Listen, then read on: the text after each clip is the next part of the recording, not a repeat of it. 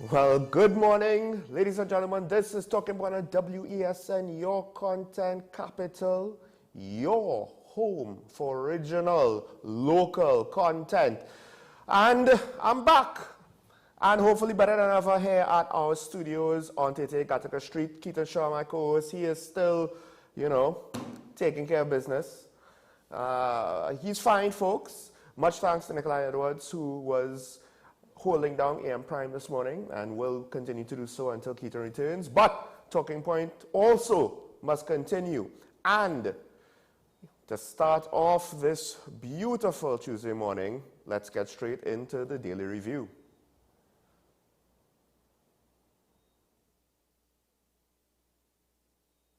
So I was aware of the vacancy. I'm expecting the... No. Yes, so while we get through with our trainee difficulties,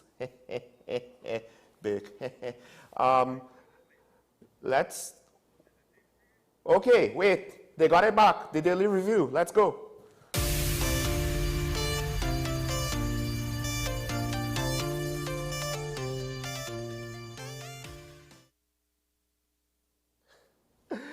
Folks, well, I have to laugh this morning. It is kind of comical, but the topics are serious. The first of all, to put it simply, well, the country, or at least parts of it, there's flooding again.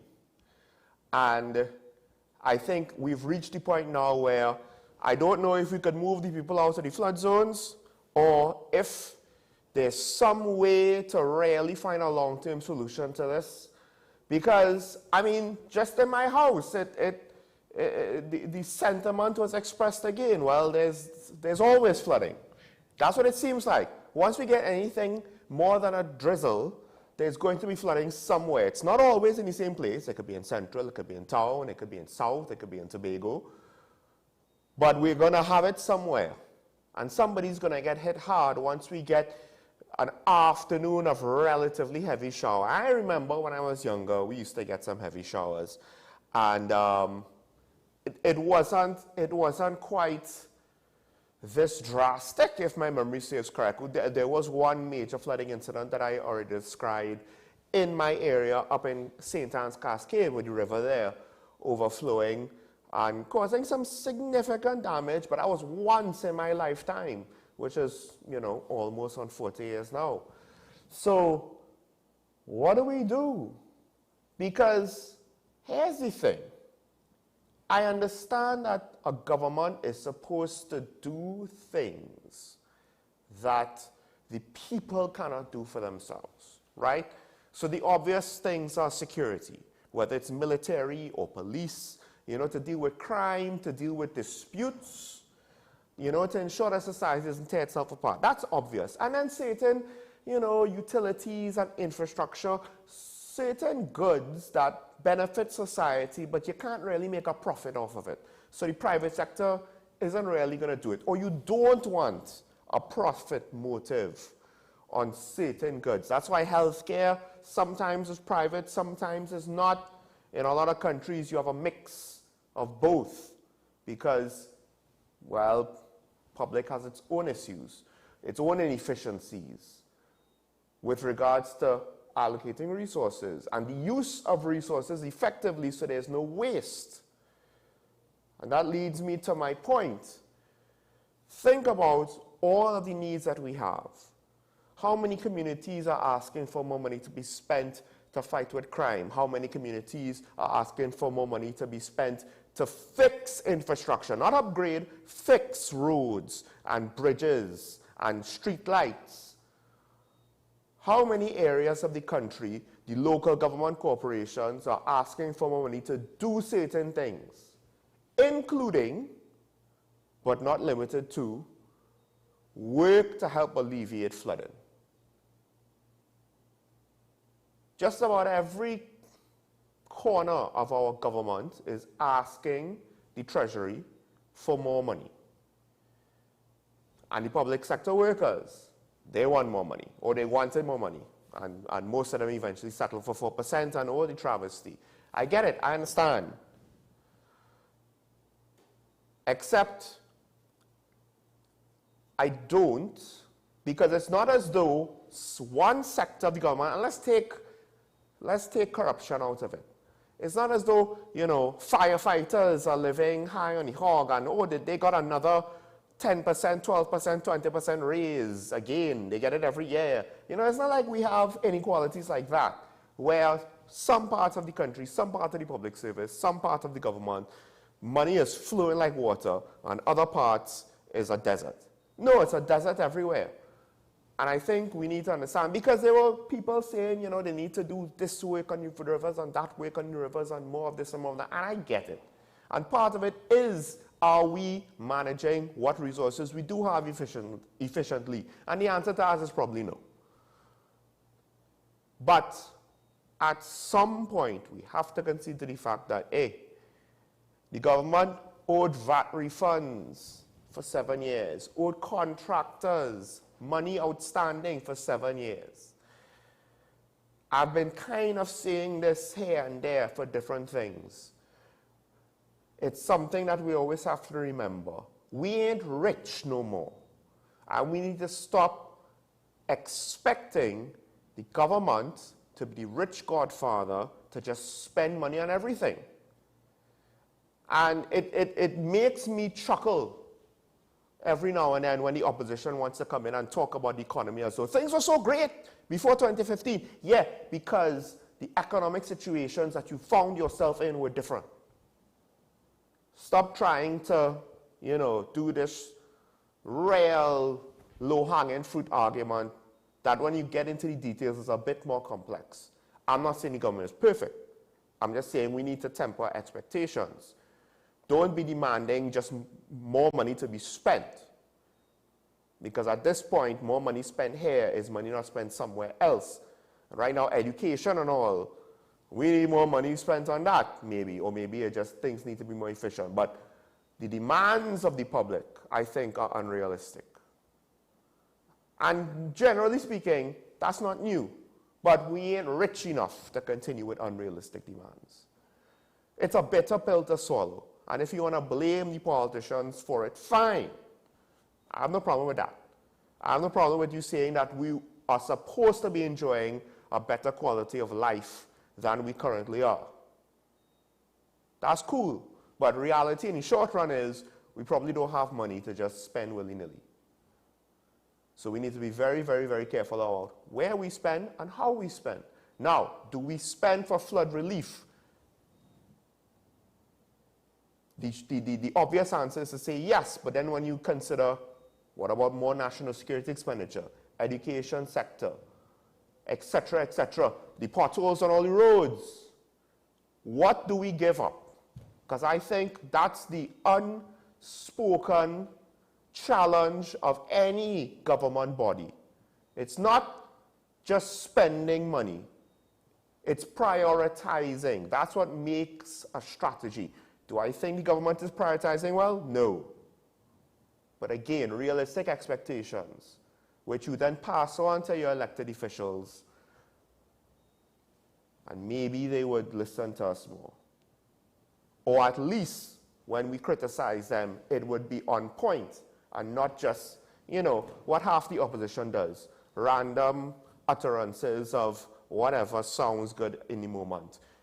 Even when it's absolutely wrong. We've seen one junior MP from San Grande, you know, not understand the words that were spoken to him and continued on his drivel. Anyway, moving on, because we're going to be running out of time. Speaking about poor communication, Minister of Finance, he has certain messaging with the situation going on with regards to the Heritage and Stabilization Fund. It lost money in the end of 2022. And at the end of the day, I can't fault his line of thinking. I can't fault his arguments to defend the situation. I just would like to point out, Minister, be careful about tooting your horn when things look good. Because if you want to get a lot of credit for that, when things look bad, you can't now all of a sudden, well, it's not our fault because of this circumstance and that circumstance and that circumstance. Hold up. And I said this yesterday, I'm going to say it again, because the Minister of Finance, generally speaking, he might get some begrudging respect from technocrats with regards to certain things. Mariana Brown said it on this show, you know, there might have been nobody else who could have controlled the spending and limit spending and prevent overspending like the current Minister of Finance. And I could see why he said that. You know, and then of course the party supporters will be the party supporters. But at the end of the day, you have spent your political capital trying to tell us things are great, and every time there's a road bump, at times pointed out by your own Prime Minister, you look not as smart and not as credible.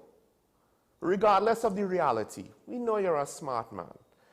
But the perception, you kill your own perceived legitimacy yourself. So I get the arguments. I don't necessarily disagree with your arguments on the HSF. But you set yourself up for failure when things were looking good and you wanted to, you know, shout to the mountaintops or to the heavens or to the valleys and the rivers and the seas. Look how great things are, and our HSF is so strong and we have so much foreign reserve on hand. Yeah, that's nice. How much of that was directly attributed to what you did? Because as far as I am aware, you don't actually manage the HSF. So it's not as though we had tons and tons of money going back into the HSF after money was taken out. To be fair to the opposition leader, who still needs to, you know, learn how to craft a proper argument using actual factual details and subtlety and minutia and all of those things. But let me not harp on that. I'm just saying, your messaging, technically, for the most part, I think you're correct. I can't walk back what I said yesterday. But oh gosh, man. Be a bit more accurate and objective, right, with what you say. And then maybe people might be more receptive to the good things and will be a bit more understanding for the bad things. Last story. Prime Minister at his press conference yesterday, and after the break, hopefully, they could play the clip that I have prepared for you with regards to one topic that he spoke on yesterday. But I'll speak about another one that I believe he mentioned. That is the possibility of new Border Patrol aircraft. Now, I think we do need more Border Patrol machinery. So it's not just about having a guy watch, you know. Obviously, we're an island, we're a twin island nation. We need ocean-going assets and aerial assets to patrol. What I think the nation does not understand is those things are expensive. And yes, New York City's police department might have a helicopter. There are 8 million people. New York's economy is probably bigger than TNT's. Right? I mean, their police force definitely is. But then also, America has federal funding. America has this larger 300 million plus population driving an economy much larger than ours.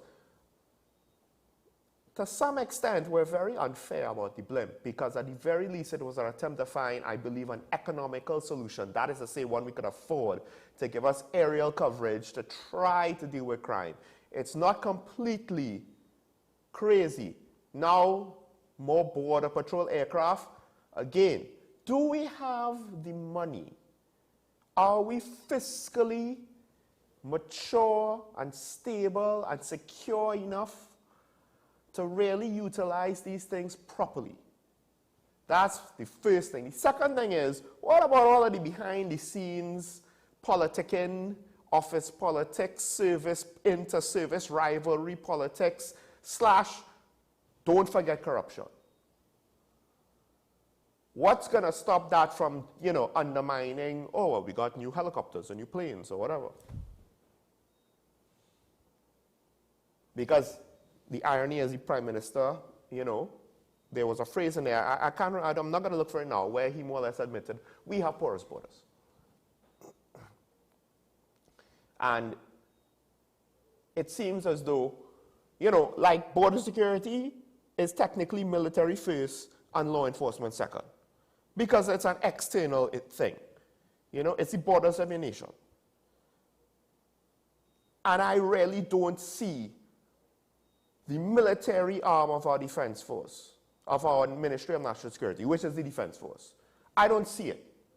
I don't see things being done, except violent actions at sea when they do interdict a boat. Think about it. I don't know about you, but the last boat I heard the Coast Guard stopped, a baby got killed. So I'm not really seeing it. You know, I don't know about the mismanagement of the Air Guard and how that's going and how new assets are going to solve that problem. Because that's what governments tend to do. We like to buy new assets, and that's also what bad businesses likes to do. We buy new assets. Does it solve the management problem? No. So not only can we maintain it, but could we even conduct the operations utilizing the asset? I don't know. I have no reason to be confident in this endeavor. And then on top of that, I don't even know if we could afford to keep the things fueled so that it could be in air at the very least throughout most of the night. And if we have to wait and see if we catch a blip on a non-existent radar system, thanks, opposition leader, then, you know, if the helicopter's not in the air, it's not as though we could detect things and then send the chopper to double check what the radar is picking up. We don't have radar to check for ground targets. Anyway, I'm over time. Let's end this here. Again, what Karen told me about the system that they wanted to put in place, that really bothers me, thinking back about it. And we'll touch on that at some point in the future. But just chucking 2 more planes, it's like the 2 boats. Did anything come from those 2 new boats? No. 2 to 3 new planes or 2 to 3 new helicopters, what is it going to do? Might as well bring back the blimp, because at least I could see it in the sky. Folks, let's take a break. When we come back, we'll be going into what the Prime Minister had to say about the Chief Administrator of the THA. Yeah, I did not expect things to turn out quite like this. Stay tuned on Talking Point at WSN, your content capital. We'll be right back.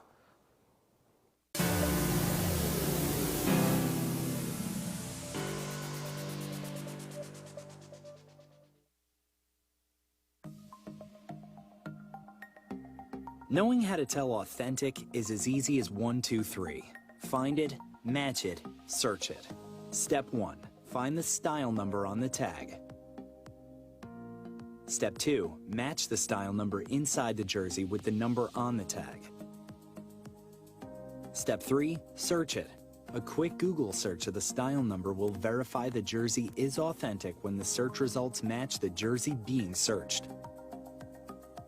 Don't be fooled by counterfeit jerseys. Before you buy, remember to find it, match it, search it. Fan Zone, 2 locations nationwide. Center City Mall, Chaguanas and Movietown, Port of Spain. Nationwide delivery available.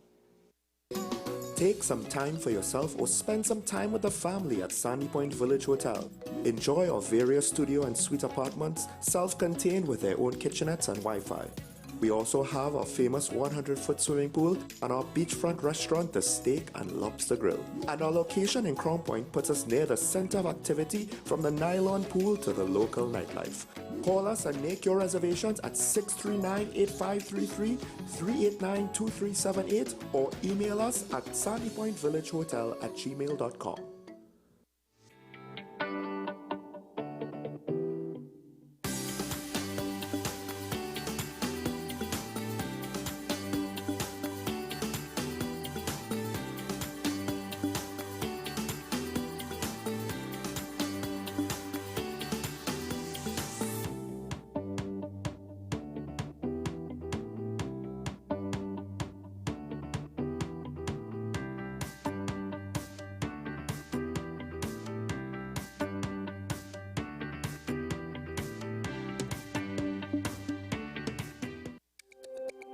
Every word, every line, every paragraph depicts a real moment in someone's life.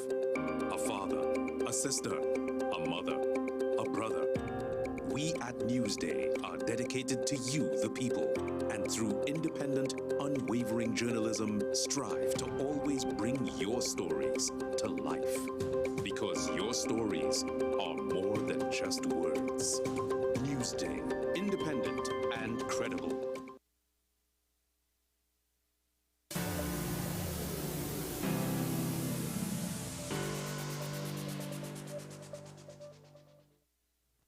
Welcome back to Talking Point. Running out of time here for this segment already. We're on the clock. So, long and short is, I saw the Deputy Chief Secretary's appearance on the Tobago Morning Show from yesterday morning, where she spoke about the issue. And she said, well, the Chief Secretary contacted the Prime Minister because there's a process of which the Chief Secretary has to be a part of to get the Chief Administrator. And they didn't necessarily know why is it that after with the meetings and the consultations, things weren't moving ahead. So she publicly lambasted the Prime Minister. You know, we don't know what's going on. And her cherry on top was saying that they're looking to send a pre-action protocol letter.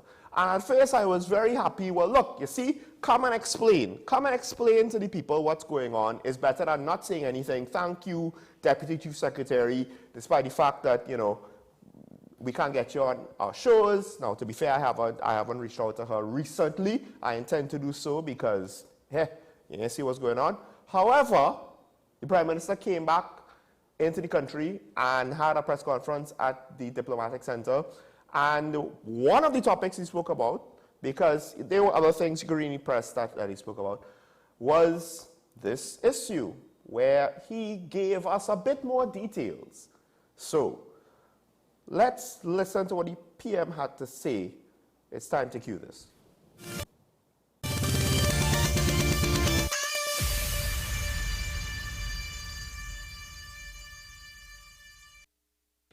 So I was aware of the vacancy. I'm expecting the Commission to send to me its recommendation as the next qualified public servant in line.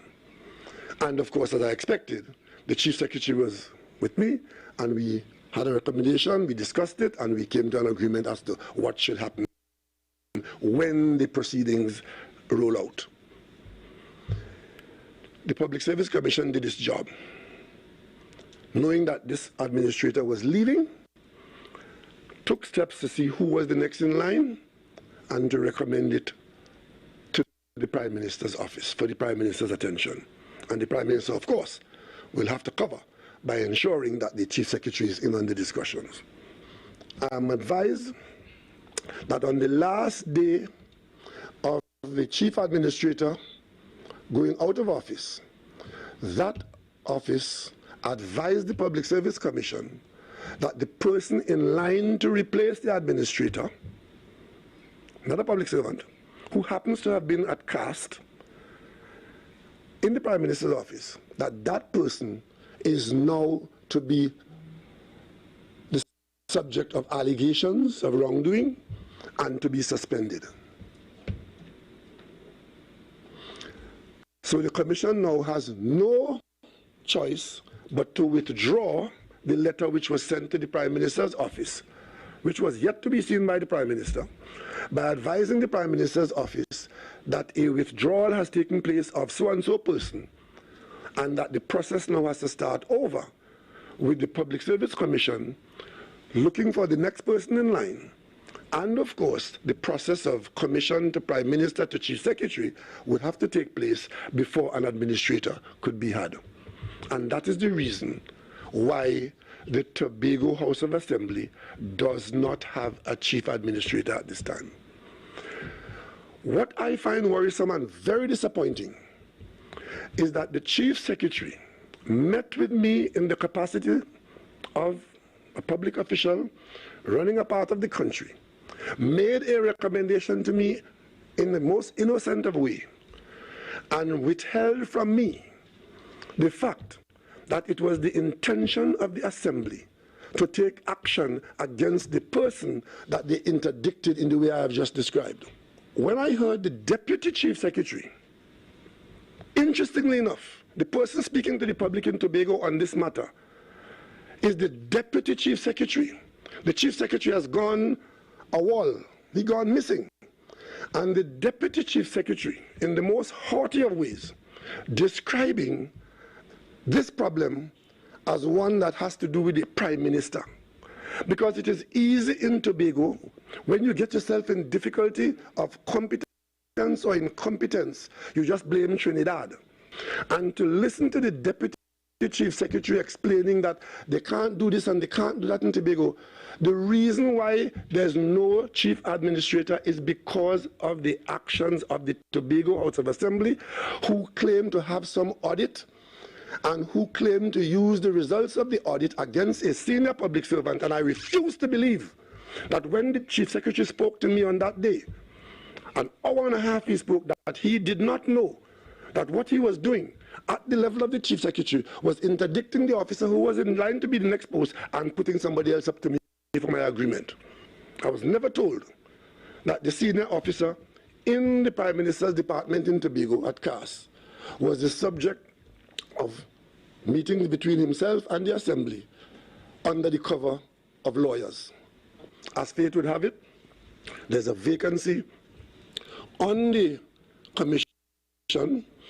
That vacancy is to be filled by the President after consultation with the Prime Minister and leader of the opposition. So that has to take place. That is now taking place. And when that has been done and the commission is properly constituted, then the commission would fill the void that has been created 2 steps down by the interdiction of the officer who was head of department of the Prime Minister's office. So, if you didn't necessarily keep track of everything the Prime Minister said, because I tried to put the most pertinent parts in there. There was the next person in line who was a permanent secretary in an administrative office attached to the office of the Prime Minister that works and functions in Tobago. That was the next person in line to be the chief administrator of the THA.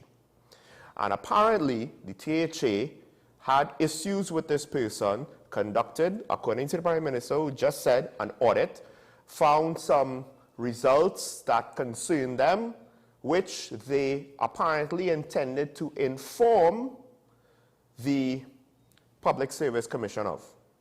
Now, that was sent the last day of the outgoing chief administrator, again according to the Prime Minister.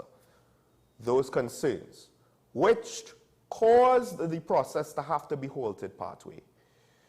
And why the Prime Minister upset is because he consulted with the Chief Secretary about said person. So if the THA had issues, and we're not talking about the Chief Administrator had issues. Apparently the entire Assembly met on the matter. I don't know if the Minority Leader was present or if Watson Duke was present for those meetings, and it was done on the cover of lawyers, right? So apparently this was done. Central government was not aware of these THA meetings. They met on the matter, spoke about the person. You are consulting about the advancement of the same individual. This is the Prime Minister. One would think that, he could keep a secret for government, right? Maybe. More importantly, I believe that's the whole point of having these consultations, so that you could tell the government, hey, Prime Minister, we have this problem, right? What do we, and I get it. Maybe they didn't decide on their course of action, but come on. That's a point of interest that maybe you should mention in the consultation, because now the Public Service Commission had to more or less start over and take that person out of contention, find the next person in line. The problem further on, as the Prime Minister mentioned towards the end, is that the Public Service Commission now has a vacancy that has to be filled before they could finish the process for Tobago, which now has to get the Chief Administrator as well as the senior public servant for that office in the office of the Prime Minister. Let me just get that for the, let me just get that.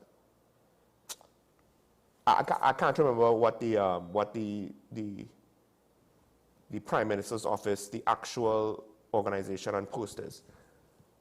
So when I heard the Prime Minister say this, I was like, well, whoa, this is not what the Deputy Chief Secretary said.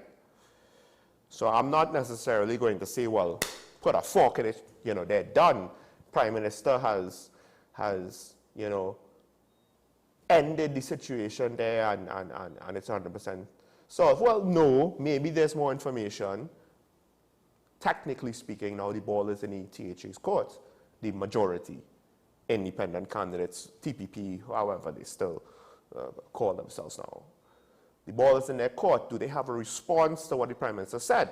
Prime Minister, what I did not show, he basically said, well, look, THA could say what they want and have their version of the narrative of how things went down, but at the end of the facts are the facts. And politicians tend to not want to lie about factual things that could easily be disproven. So the procedural matters, you know, the Prime Minister is giving us details of what went down. Deputy Sec's defense was, well, we don't know what's going on. But the Prime Minister's pointing to actions that the THA took, which caused the initial stumbling block. And now we have the issue with the Public Service Commission. I would just like to point out, I'm not entirely sure how long this process is supposed to take. And I'm really, I don't know if I have much faith or confidence in the Public Service Commission and how those processes are to go about and how that whole situation is supposed to function, right? It just doesn't seem healthy to me. But that is just my instinct. That is just a perception. I don't necessarily have like a factual argument, especially in this situation, to say that. But at the end of the day, because the Prime Minister, he said what he said about the THA majority party. Deputy Chief Sec, she had the statement, you know, and I believe at least one local newspaper reported, quoted to her saying, well, it seems like there's a bigger conspiracy.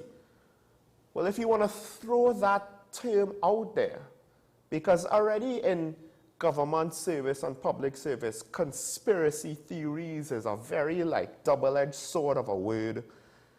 It's one of those things where it could just as easily fall off the rails or make your argument fall off the rails. So you pulled it out. It's a bit of a controversial word when you think about it. This big conspiracy against us. And I get it. I actually understand why she would say that. Because, well, it seems as though things are not working the way they should and they're too difficult. However, if the facts of what the Prime Minister said, let's take the political rhetoric out of it, but just the factual data. We went through the process, we had the candidate.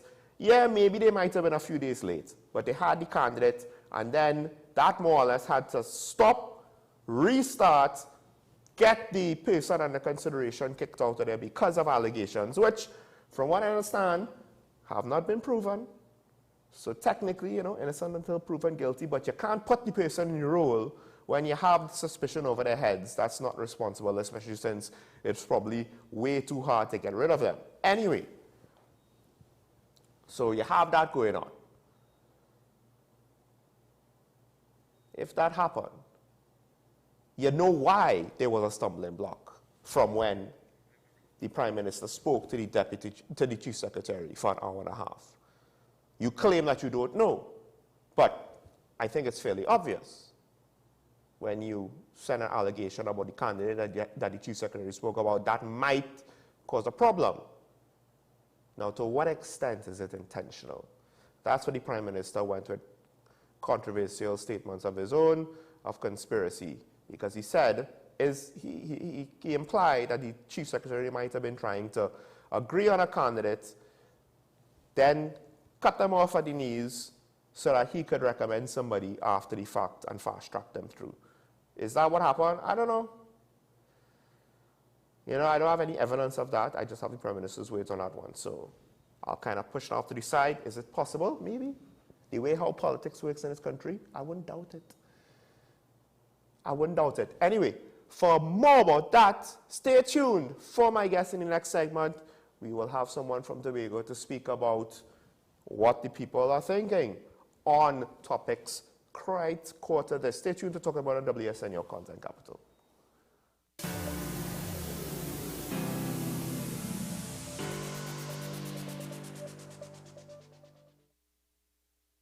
The best laptops and tablets are at dbesttoys.com. Get a Gateway 14.1-inch Ultra Slim notebook or an HP 14-inch laptop at the best prices in TNT. Get the Fire 7 tablet for $474.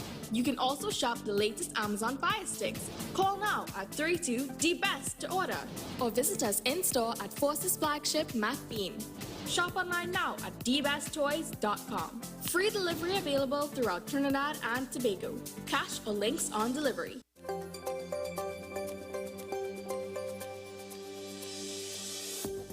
We discuss gestational diabetes, a form of diabetes which develops in pregnant women.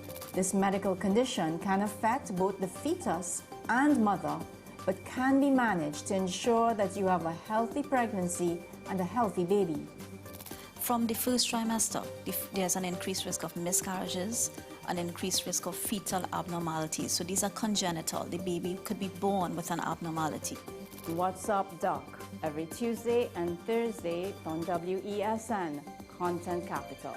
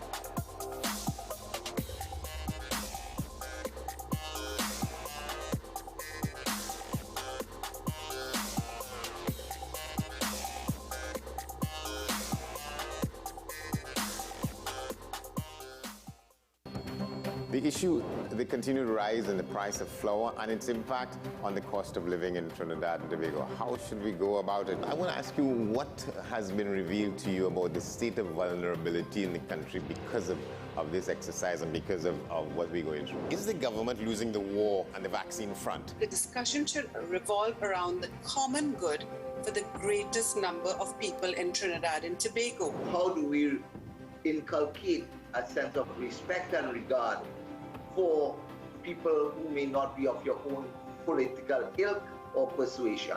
The communities are now being used by political opportunists. So when the tables are turned, it's the same way. Okay, this has been 10 questions. I'm Andy Johnson, and we'll see you next time. FanZone, your reliable, authentic supplier, has just gotten better. You can now visit our website www.fanzonett.com for your authentic wear and collectibles. The only place where you can use both your Visa debit and credit cards. Visit our website fanzonett.com to make your purchase today.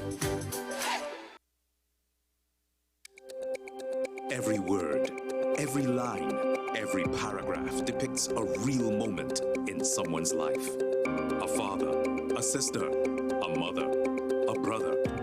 We at Newsday are dedicated to you, the people, and through independent, unwavering journalism, strive to always bring your stories to life. because your stories are more than just words. Newsday, independent and credible.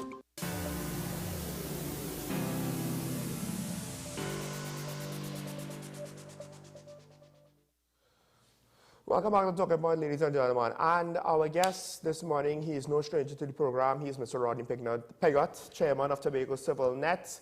Good morning, sir. How are you? Good morning, Sean. Good morning to your wesn staff and to your viewers far and wide. So you Good morning. Good morning. You know, you've been watching the program so far. You just informed me that the Deputy Secretary was on another morning show this morning and was able to answer some of what the Prime Minister had to say. I wasn't able to see it. You saw it. So before we go into anything else, I'll just have to ask, how was her rebuttal to the Prime Minister's claims? Was it effective? Are you satisfied that she had something reasonable to say? And could you maybe tell us, you know, some of what she said? Well, yeah, thus far, I find it to be effective. It appears to be factual. The only way you can dispute what she said is if you actually are able to get the information related to the dates that she spoke of, because she went along her explanation based on a date-by-date type of information given. So it wasn't just statements that one could probably, you know, say, hey, you know, that sounds like opinion or things of this nature. She was actually giving dates and timelines, if you will. And timelines are very hard to dispute. So if the timelines are factual, right, and we in the public, Joe public, we have to presume, if you will, that the timelines are in fact factual, unless someone does some diving into those timelines and discover that they're not accurate. We just have to simply presume that they are in fact accurate. And if they are, then it really refutes a lot of what was said by the Prime Minister in terms of those timelines itself. In one aspect, and again, this is just fresh, I just heard it, it seemed as if the information that the Chief Administrator was going to be demitting office was sent to the Public Service Commission at least a month in advance, right? So like, hey, I'm going to be leaving in a month, you know, so the information was there like a month in advance, you know, and then she gives timelines of the Chief Secretary reminding the Prime Minister, look, you know, we have to have this conversation about the Chief Administrator and so on and so forth. But Mr. Pigott, she did give that yesterday as well. But my question is, where a timeline might matter to me is with regards to the timeline of the Prime Minister's meeting with the Chief Sec, where the Prime Minister claimed, you know, we spoke about the candidates, no negatives were brought up. So as far as the Prime Minister is aware, the next in line person was going to just slot right into the spot. And and then did she say like a timeline to when the information, the decisions on the audit, which from what I understand, I just got like 5 seconds of it before during the break. This is the audit that the Chief Secretary engaged in, coming straight out of the elections. So to be fair, this is something that he pointed out from day one. But like, was there any timeline with regards to those events? Because I think that matters. That is to say, when was the Public Service Commission informed about the allegations, and how did that go down? Right, and of course that part, she wasn't absolutely sure as to when that occurred. But the interesting thing that she would have spoken to is that the triggering of this this person who was next in line to be the Chief Administrator, that person's suspension, what actually triggered that was the Chief Administrator herself sending information to the Public Service Commissioner, as was her duty, once she got the audit information and read the audited information and saw in the audited information that she had a responsibility to respond to certain facts or certain statements in that audited statement that may have involved the office of the chief administrator. And so, as she explained, one of the duties of the chief administrator is when they see, smell, taste anything that is questionable along those lines, they have a duty to just, in order to protect herself, right, is what I got. In order to protect herself and the office that she held at the moment, she had to notify the Public Service Commission that during the time of this particular office, these particular officers or this particular officer was in fact in the position to have either recognized something that was out of place if it comes to that conclusion that something that was in fact done wrong, that this person was in seat at that time. And it wasn't the accusation that, hey, this person did something wrong. It's simply this person was piloting or steering the ship during the time that it hit the iceberg, during the time that it run aground. This person was in charge, right? And then once the Public Service Commissioner got a hold of that information, they then had no other choice but to put that person on suspension until the investigation is done. So this person being on suspension had nothing to do, wasn't the, according to how the deputy chief explained it, it wasn't the chief secretary saying to the prime minister or saying to anybody, put this person on suspension. That is not the chief secretary's job. It was in fact the Public Service Commissioner who was then triggered by the then chief administrator sending them her report or her reply to this audit that this person was in fact in place during that time. Now, and then the Public Service Commissioner acted by putting that person on suspension. I understand what you're saying. Procedurally, that is correct. And if the procedures are done by the book, then we won't necessarily have these questions.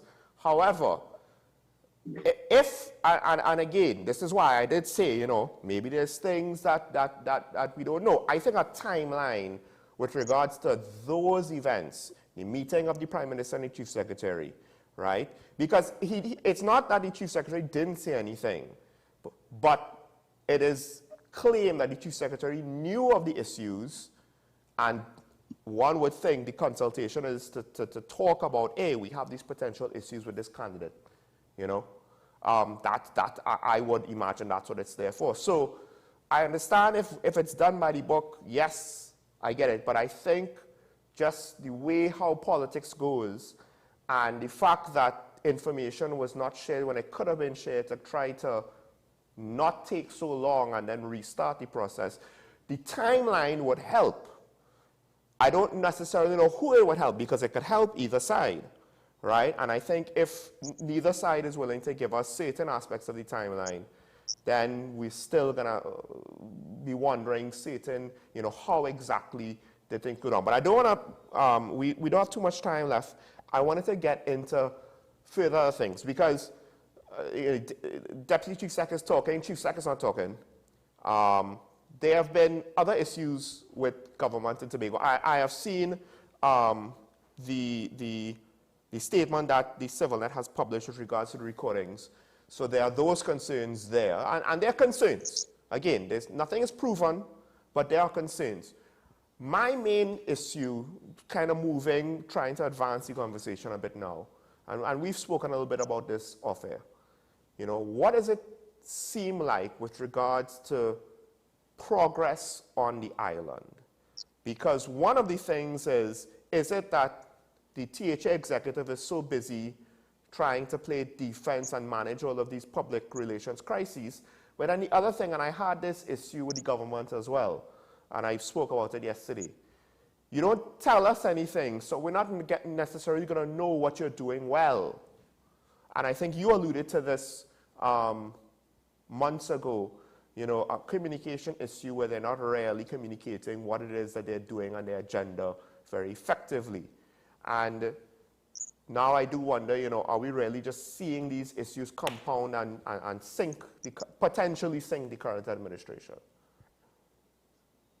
Right. Well, let's keep in mind that this is a systemic problem.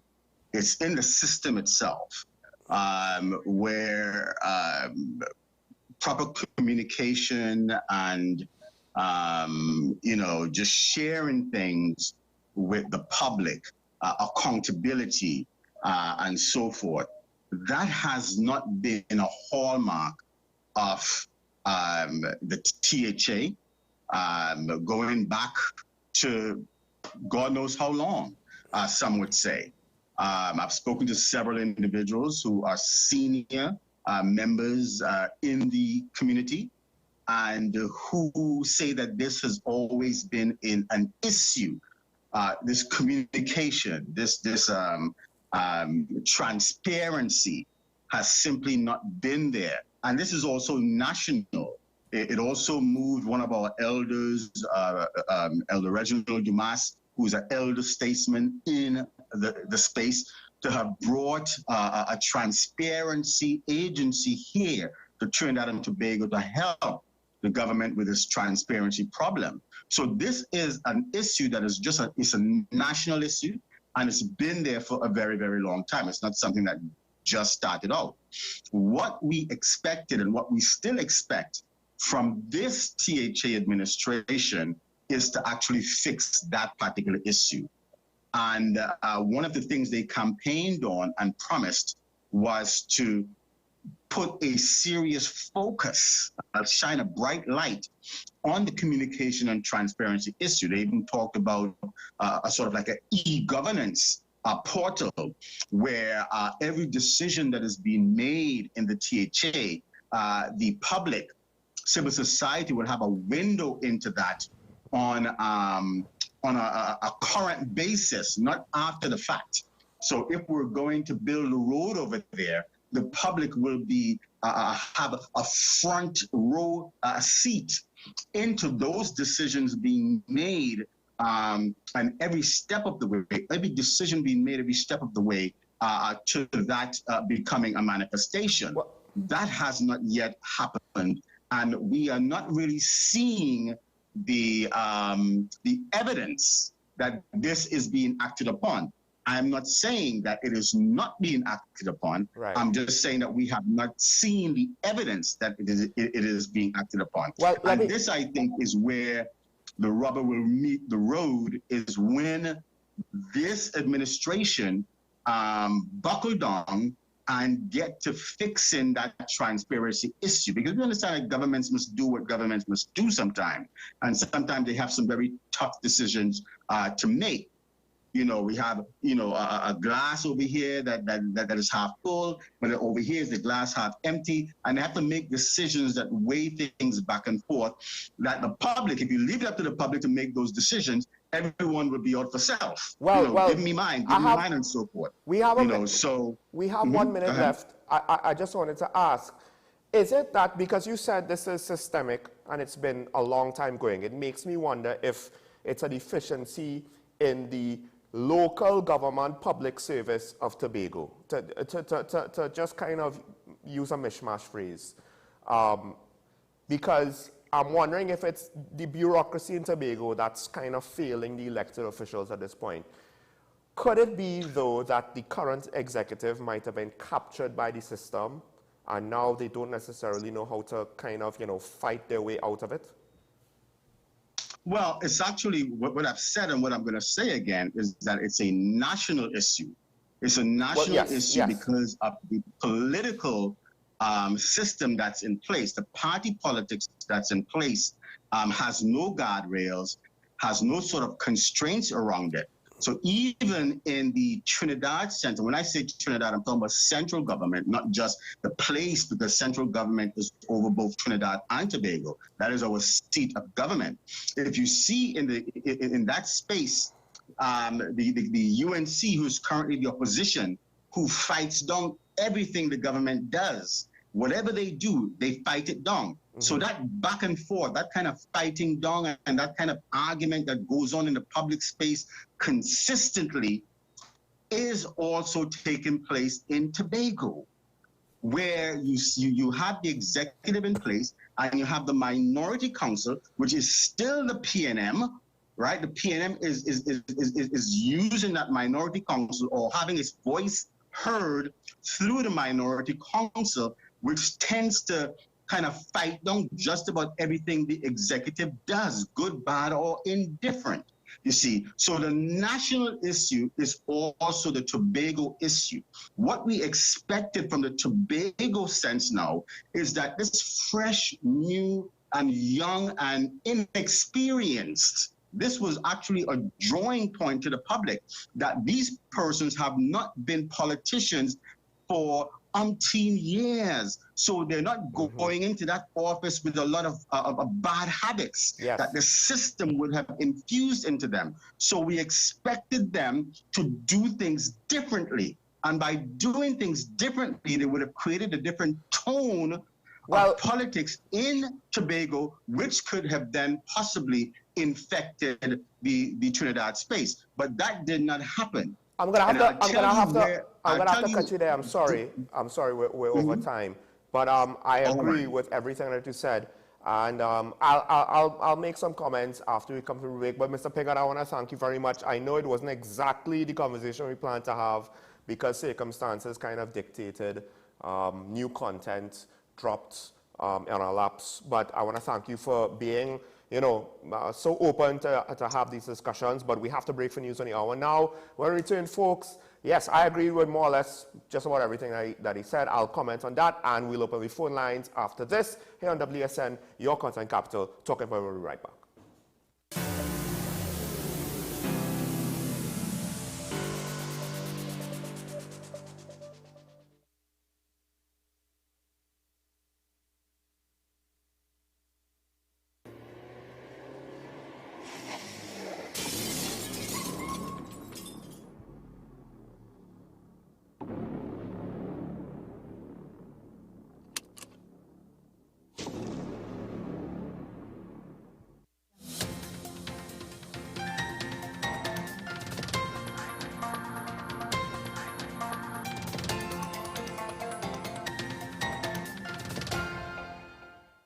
Here is your WESN News on the Hour.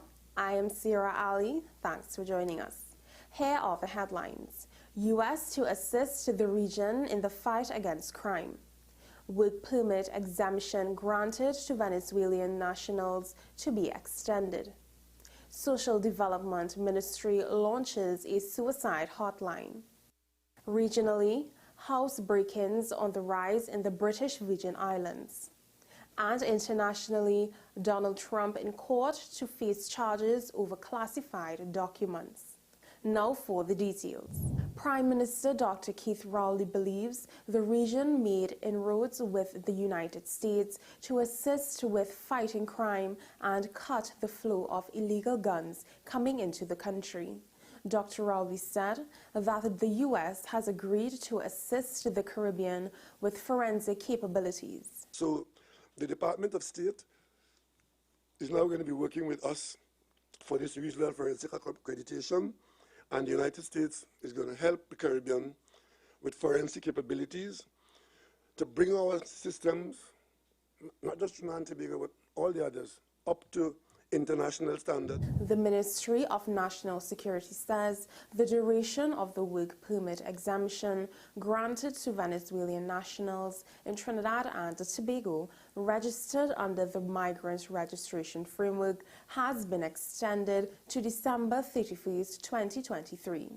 Registered Venezuelan nationals who were issued with the minister's permits and migrant registration cards are invited to visit the relevant Immigration Division Enforcement Unit office during the period of June 20th to July 28, 2023 to process their extended permits and update their registration cards. The Ministry of Social Development and Family Services is set to launch its suicide prevention hotline.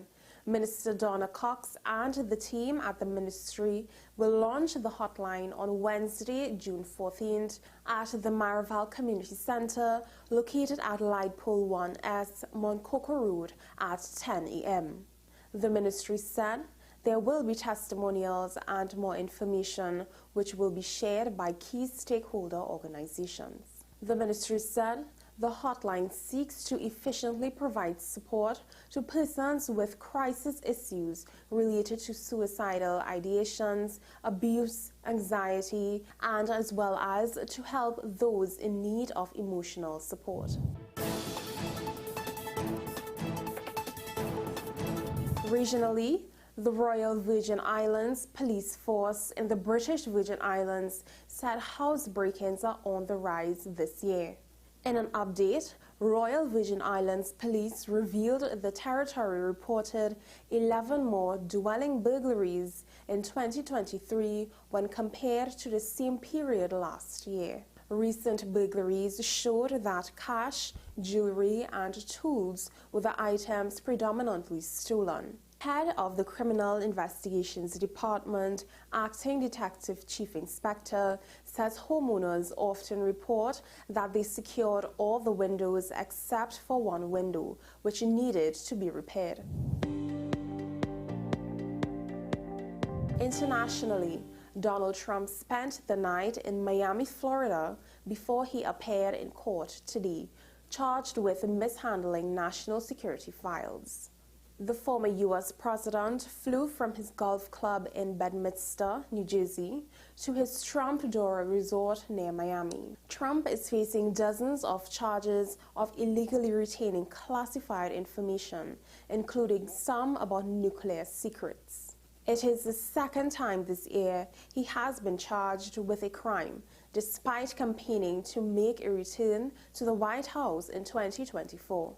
He has also denied wrongdoing as he faces the first ever federal criminal prosecution against a former U.S. president. Well, that's news to the hour on WESN. I am Sira Ali. Thanks for watching.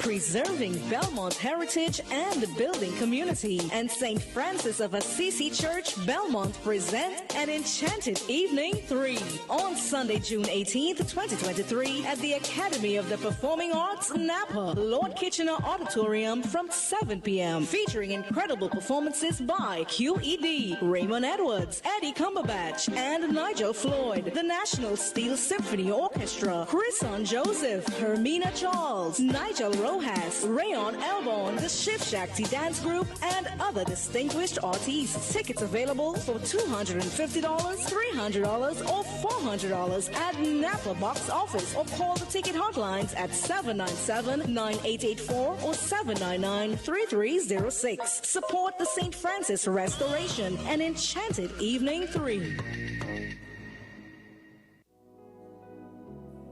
Hi friends, we want to invite you to our 7th National Day of Prayer as we stand in the gap for the protective services of our nation, Trinidad and Tobago. Join us on Monday, June the 19th from 2 p.m. at the Woodford Square in the city of Port of Spain as we stand in the gap and pray for our Commissioner of Police and police officers, for the Acting Commissioner of Prisons and prison officers, for the Chief Fire Officer and firemen, for the Air Marshal, Defense Force, Coast Guard, and Air Guard, declaring, "Blessed is the nation whose God is the Lord," Psalm 33:12. It is our 7th National Day of Prayer, Monday, June the 19th, 2 p.m., Woodford Square, Port of Spain. See you there.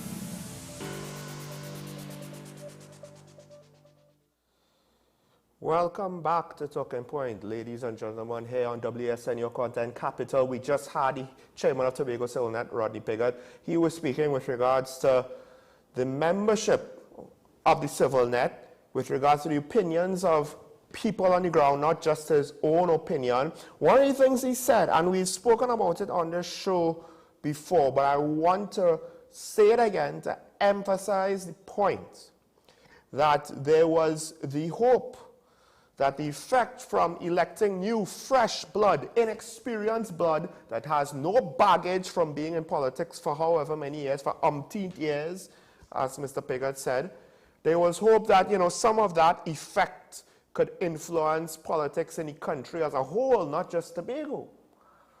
And I think the unfortunate thing is it works both ways, the positives and the negatives. And again, I will reiterate my fear. I hope this is not going to turn voters off from voting in inexperienced people, because the complaint is always, it's the same old people again, it's the same old thing again, you know. The complaints are the same complaints about the same people repeatedly over and over and over and over and over. But we don't actually try to change the pattern at the election. We complain about the pattern, but we don't try to change it. Now the pattern is changed. They smashed the pattern. Tobago took the pattern and, you know, buried it for one election. And I don't know if some people might have regrets. So, and I think that's a shame.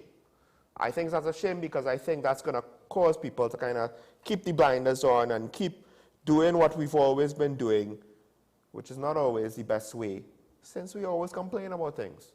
Let's try something new.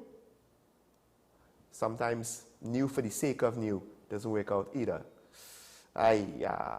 Okay, time to open the phone line so we could take some calls. Folks, if you want to comment on anything I have spoken about, maybe you have further insight with regards to the interview that the Deputy Chief Secretary had this morning to repeat what the Prime Minister has to say. Or there's other topics to talk about. Call in.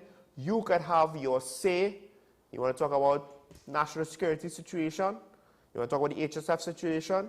You want to talk about the flooding situation? I know normally when we have flooding, well, not always, but sometimes we will pull some clips. But again, as was expressed in my house, this is a reoccurring decimal now.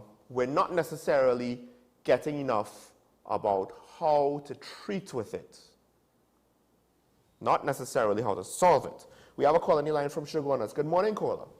Good morning.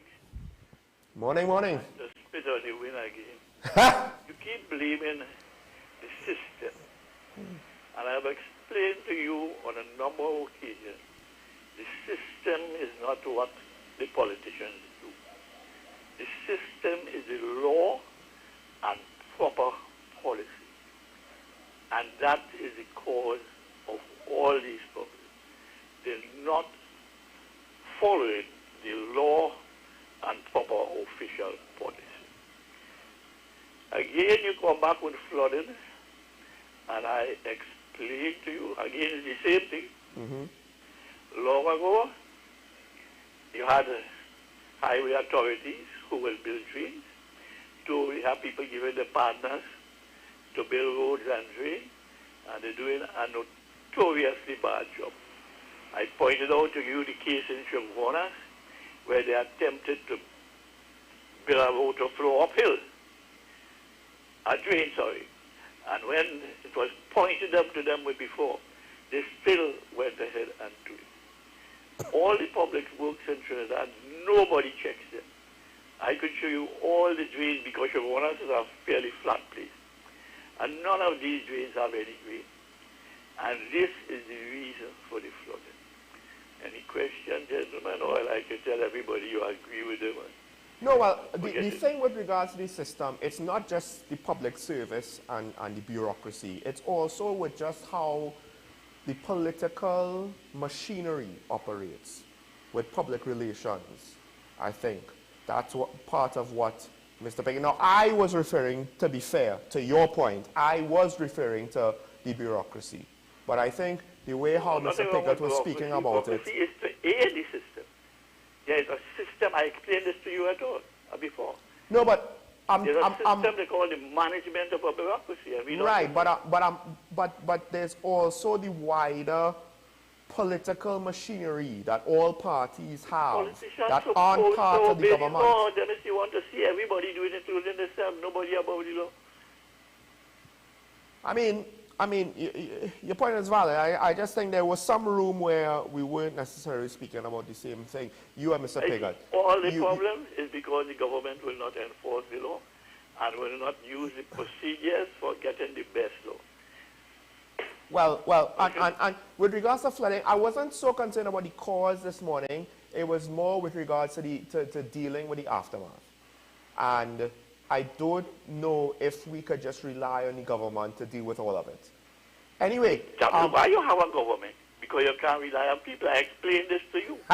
When the war started with Adam and Eve and they gave them one law, they spend no time breaking it. That is why you have a government. Well, that's good. To enforce law. That's good. But Professor, I'm gonna have to end the call here Right, because we only have one phone line. So I don't know if we have calls waiting in the wings. But that was a good, I don't know if I remember, maybe when you told me, thank you, Professor, when you told us that reference, I might have not heard you properly, because that's the first time I'm hearing it, and I do find that it's brilliant. We had one law. The first man and woman had one rule, and they broke it. So to some extent, is that a lesson on human nature, that when we see rules, we have the desire to skate the edge to maybe break them. We have a caller on the line from San Fernando. Good morning. Hello. Morning, caller. You're on the air. Hey, good morning, Sean. Morning. You know, this issue with this THA and this chief administrator issue, what it says, and I go back to something I said some months ago, where there is a proxy administration in Tobago that is advising this neophyte administration. Those are the people that are calling the shots. This issue with the chief administrator has to do with the fact that it is perceived, that this is my opinion, it seems as if it is perceived that this chief administrator position, the person that should have been appointed, seems to be a PNM. That is where this is coming from, you know, Sean. If you listen to Faith B. Israel's comments on yesterday, when she sought to give a chronological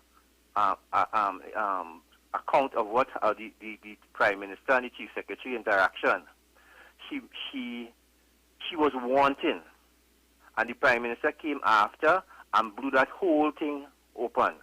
There was no mention in her issue when she spoke about it that the Chief Secretary had said that he because of this report that he had sent to the Public Service Commission.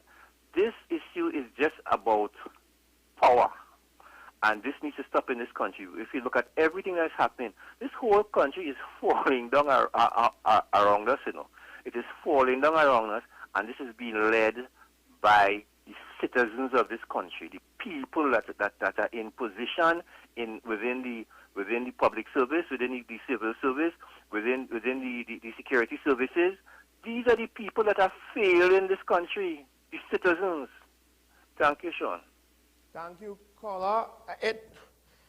I look at international news, and with regards to where a lot of my philosophies and ideologies and where I practiced a lot of my ideological reasoning was more on international issues, because to some extent it's easier to get information, to get talking points, and there's more stuff to chew on.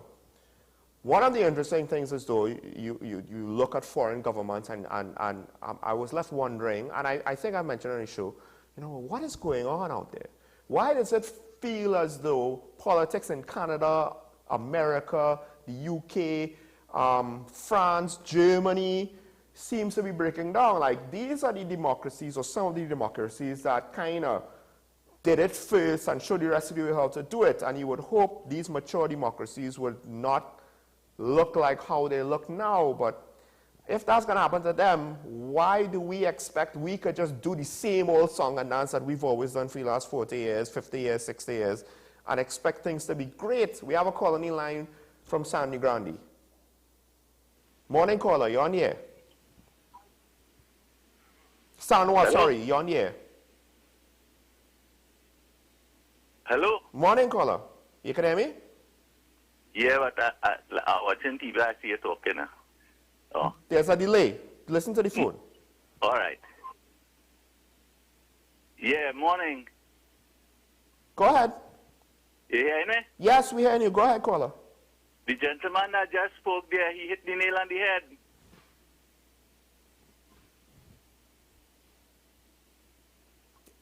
Anything else to add? Oh, you're recording? No. We're live, caller. You could speak to your heart's content. You have anything else to add? Or is that? Yeah, well, he hit the nail on the head. You see, people who are supposed to be inspecting certain things here in those ministries, they're not doing it. And we were promised that in 2015 to have the country ungovernable. And that was told to us by the second richest in the land. I would like you all to go back when they had the first opening of Parliament and run that clip again for ex-Prime Minister, a woman, to be telling us that. Goodbye. Thank you, caller.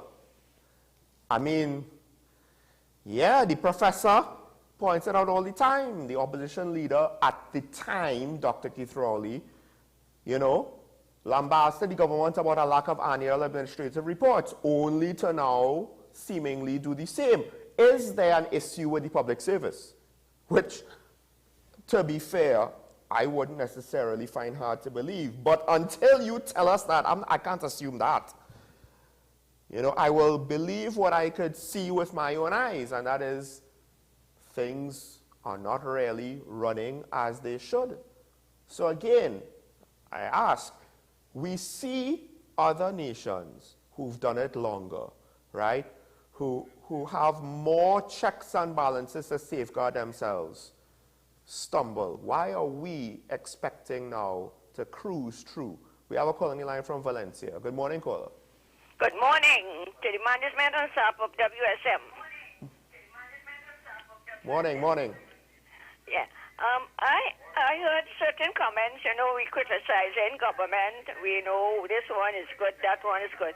The government who was there for years, there were many things we're supposed to have, which was number one, property tax. They don't want it. As a person who lived in an area for over 40 years, I custom paying my property tax. Why it is you have to stop that? We want to have people who could run our country. Don't be pulling and tugging and not supporting whatever it is we have to do. But when you want to have unity, love, and peace, we all have to work together to get things going and have our country moving forward. Everybody said, flood here, flood there. This is the act of the work of the Almighty God. You could fix here, you could fix there, you will have a problem. But, we don't think properly, we criticize. But one hand don't clap, and every country has a problem. Right, but I have another comment to make. I had 2 goats. Within 2 weeks, the owner come and take it from underneath my house. Right. And you see, if the police do their work properly, these guys who going around thieving, the parents happy because, when the son thief and bring for them, oh, you're a good boy, you bring things for me, I happy because God bless you. But what you doing to the people who have the animals, their property, and you're thieving, and you expect to get good blessing from that, but keep on doing it, they have a way, the longest rope have an end. This is from Miss Valencia. Thank you. Have a safe day. Thank you, caller. I think there's a couple of things we need to remember. First of all, politics works both ways. Politics works both ways. You got to be careful what you say and do because it could come back and be used against you. But more importantly, what the caller just said there, we all in this together. So this us against them mentality, really, this me for mine and you for yours, I don't know if we could afford it anymore because the rest of the world going bankrupt over it. We have a caller from Claxton Bay. Good morning, caller.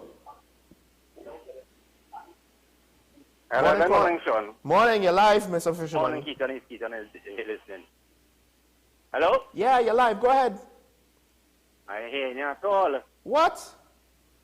You hear me? I can hear you. Just talk. All right, but the flooding in Claxton, Forest Park, They build a drain right from the Forest Park by the factory there going down to the bridge there to AM marketing. And the drain is, the concrete drain they're putting down is just about 2 feet wide. Like, you understand? It can't take out the volume of water as the rain falls from the road. So, I don't know if the engineering they study these things or they just give the contractor do what they want. You understand? They just studying this flooding, all these things, or they put this work.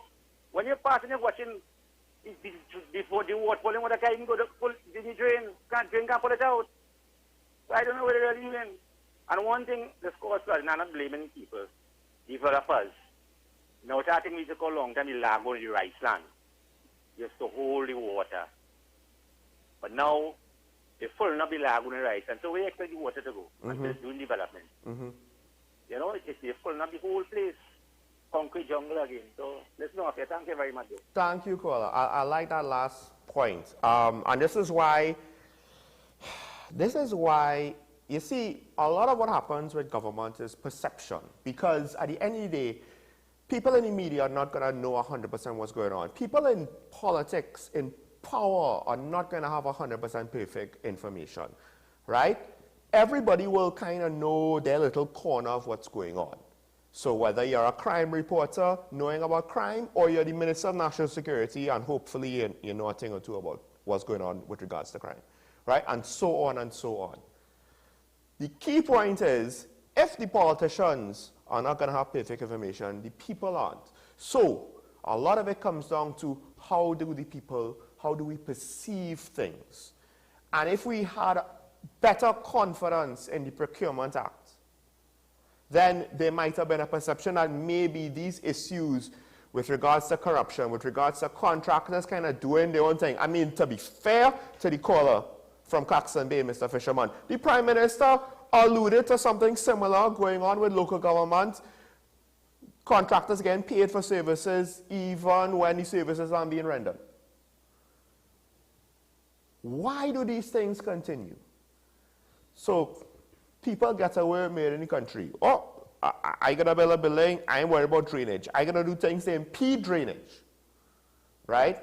Or I'm going to collect garbage, but I'm not actually sending out crews, but I'm collecting a check. Or I have how many CPEP gangs working underneath me, but how much work actually getting done? The thing is, though, how much of us perceive accurately the ills that are going on? Because I think it's right. And how many times do we complain about town and country planning or whatever relevant agency not doing their job? I find it crazy. I find it crazy that someone could essentially squat on lands with a gas pipe where they're not supposed to be building on. And utilities will hook them up. There's no check. Basic check. How we expect our balances. Mr. Piggott actually in the interview, he said something I found pretty good. He said that politics has no guardrails. It's true. It's true. There are no guardrails for this. That's why they go off the rails with nonsense so often. We have a caller? Oh, time to wrap up. Look at that. Time flies, folks. We're more or less out of time. I want to go back to what I was saying just before the last caller from Claxton Bay. We all in this together.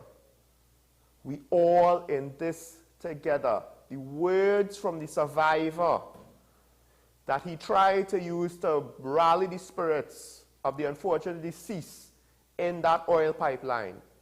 Come all you, we have to go. All are we in this together. Let's not get caught up in that hazard.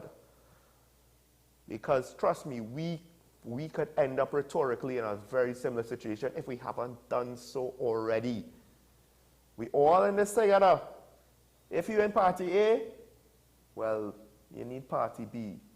If we really want change in society, you ain't doing it all on your own. Folks, I want to thank all of our callers. Thank my guest, Mr. Rodney Piggott. I want to thank all of you for watching. This is WESN's Talking Points. Have a good day, and we'll see you tomorrow morning. Goodbye.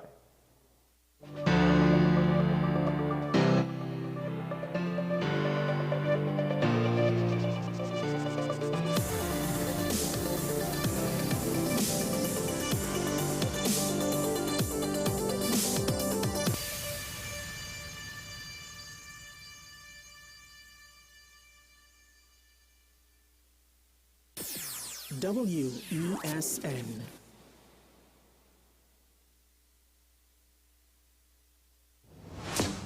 Is it politics? What is it? Is it that nobody cares about sports? The kind of support that sport used to get in the past is no longer here. The thing is, taking a knee doesn't mean that that's the only thing you're doing on it. Right. Taking a knee along with other stuff. Samantha, what are you looking forward to when you return home to Trinidad and Tobago after winning the title? Thank you very much for speaking it into existence. Is there no pressure on Nicholas Ball? It makes me more motivated to work hard and to go out there and rep the red, white and black. Why are we sending a team to the Winter Olympics? There are a number of Trinbagonians who are in the diaspora and have grown up in winter sport. It's an opportunity that the Trinidad and Tobago Olympic Committee will not close the door on. I also believe in the players that we have. Once you can motivate the players, you can get the best out of them.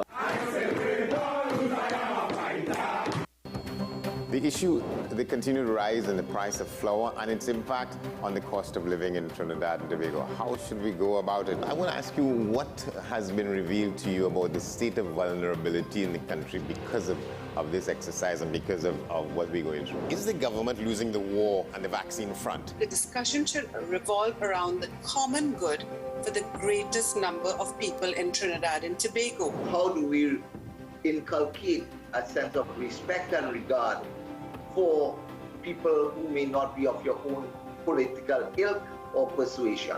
The communities are now being used by political opportunists. So when the tables are turned, it's the same way. Okay, this has been 10 Questions. I'm Andy Johnson, and we'll see you next time. Join me, Sule A. Joseph, as I delve into the day-to-day psychological issues plaguing our society. We will discuss behaviors that encompass the biological influences, social pressures, and environmental factors that affect how you think, act, and feel. Sight, Thursdays at 11:30 a.m., only on WESN, Content Capital. The perfect mix of news, current affairs, talk, debate, mature discussions, comedy, and sports. Only at WESN, the Content Capital.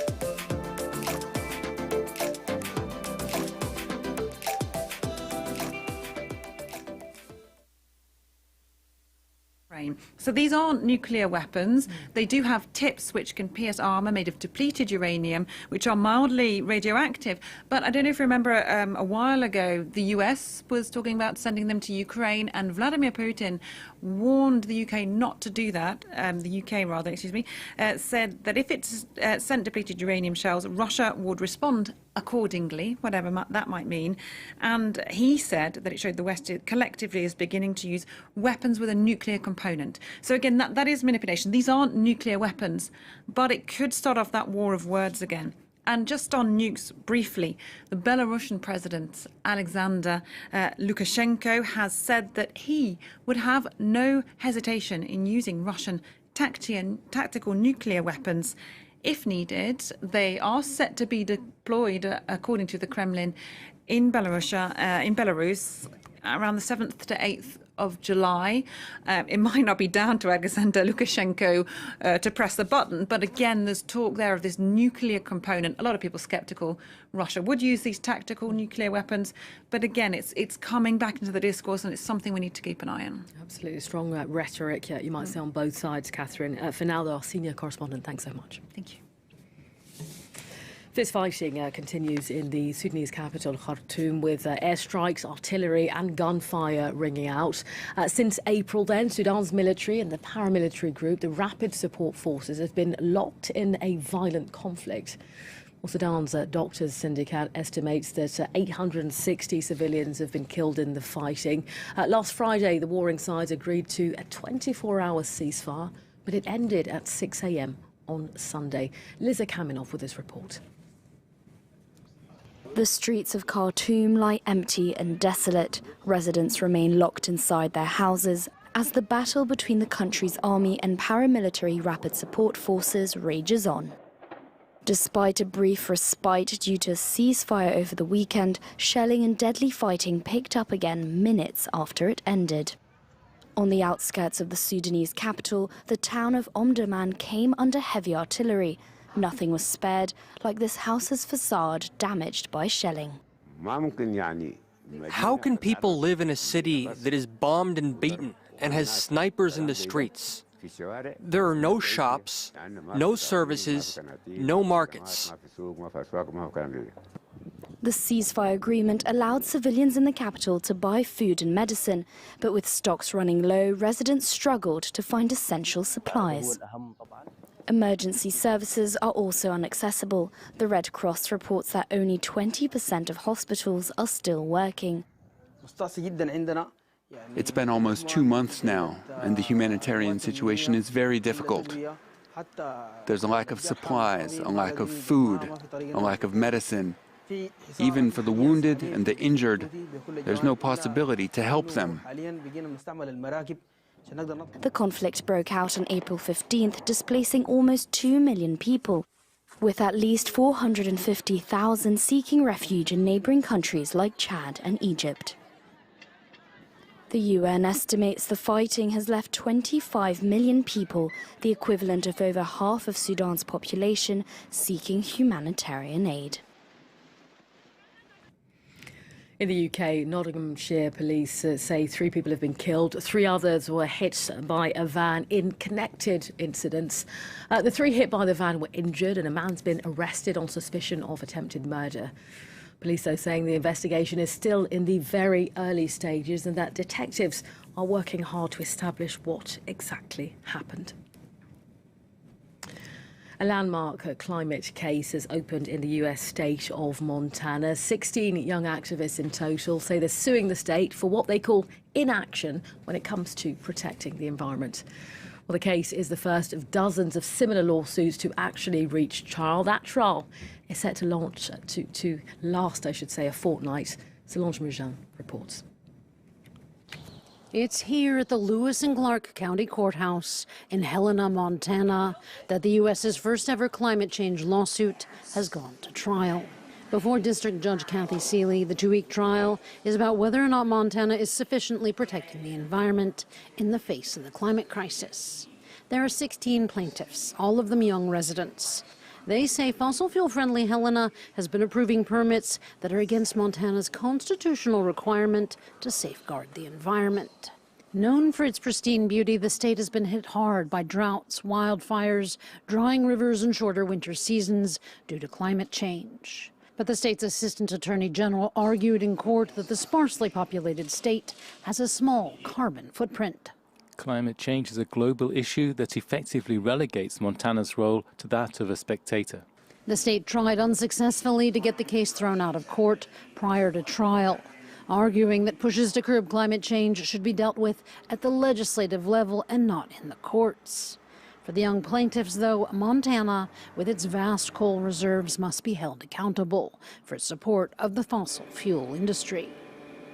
I know that climate change is a global issue, but Montana needs to take responsibility for our part. You can't just blow it off and do nothing about it.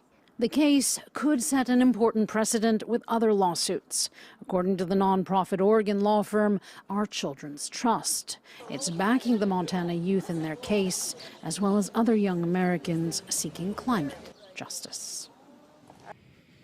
Next to Cameroon, where the opposition leader John Frundi has died at the age of 81 following a long illness.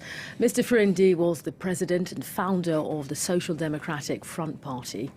He was also one of long-serving President Paul Biya's historical opponents. Frundi had been unsuccessful in his presidential candidacies against Biya in elections in 1992, 2004 and 2011. In the Philippines, evacuations continue following the latest eruption of the Mayon volcano. Located southeast of the capital, Manila, lava has begun flowing, causing some 13,000 people to leave their homes. Well, many have been forced to seek refuge in overcrowded makeshift centres, as Jean-Emile Jamil now explains. Lava spews down its slopes. The Philippines' most volatile volcano, the Mayon, now in full flow. The first fires emerged late on Sunday evening after a week of increased activity. Thousands of people living in a 6-kilometer radius from the crater have been evacuated. We had this feeling that our end is near. Most of those who have fled have lived in these farming villages for generations, making this departure particularly hard. It's difficult to be displaced from your home. We left behind our livestock and we don't know how we will provide for our daily needs. There's a new sense of fear and suffering as toxic fumes engulf the region. For Amelia Morales, it's the second tragedy she's had to contend with in a matter of days, holding a wake for her late husband amidst the chaos. It's really very difficult because we don't have any money. Mayon acting up and then my husband died. And now we are stuck in the evacuation center. But there remains an unspecified number of people choosing to stay behind, even in areas long declared off limits, and at great risk. Seismologists warn the eruption could turn violent, evoking memories of 5 years ago at the same spot, when tens of thousands were displaced. Well, you are up to date. Do join us for more international headlines shortly for you on France 24. See you then.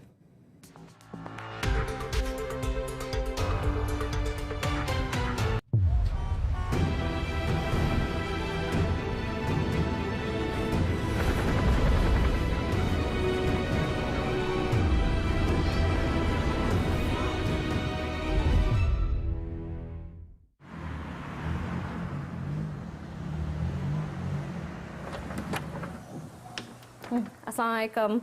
How you going, Mommy? For 4 years, Rahima Khan has spent each week waiting for news from her sister. You heard from her this week?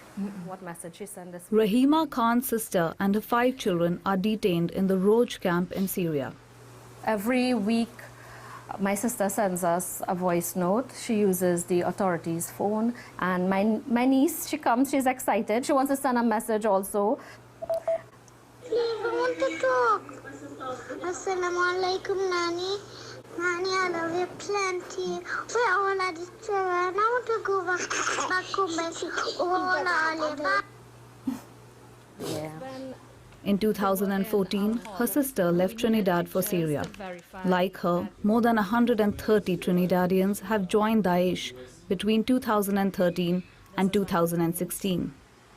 In 2019, she found herself under attack during the siege of Baghouz, the last stronghold of the Islamic State group. She managed to flee the city but was quickly arrested by coalition forces. This was 4 years ago. Staying there for so long, she started to develop mental issues.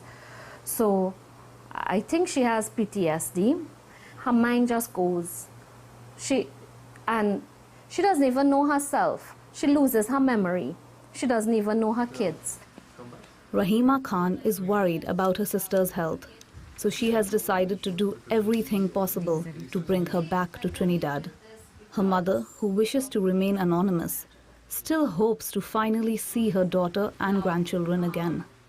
She bought this for the little one, and she has hair holders for the granddaughters, and she keeps buying for my sister and her kids. And I keep telling her she needs to stop because nothing is being done. Like Rahima Khan's sister and nephews, many women and children were taken prisoner. 90 Trinidadians are now believed to be detained in the camps in Syria. Among them, 56 are minors, 33 of whom were born in the camps. The government is delaying their return. Officially, this is for internal security reasons. Islam is the third largest religion in Trinidad, with 5% of the population practicing it.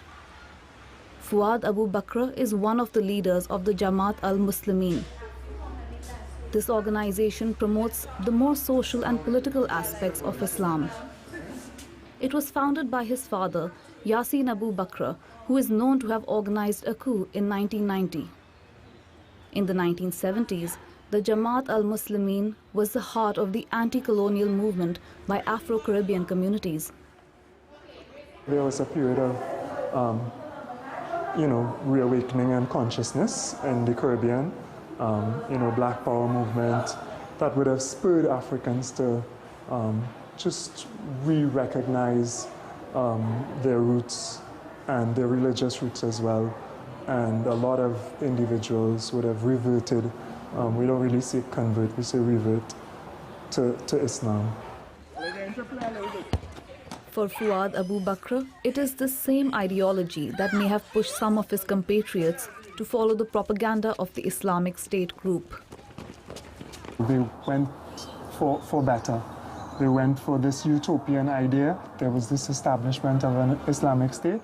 They wanted to be part of something good, something positive, something Islamic. Like Fuad Abu Bakr, several religious leaders downplay how these candidates were devoting themselves to a violent vision of Islam.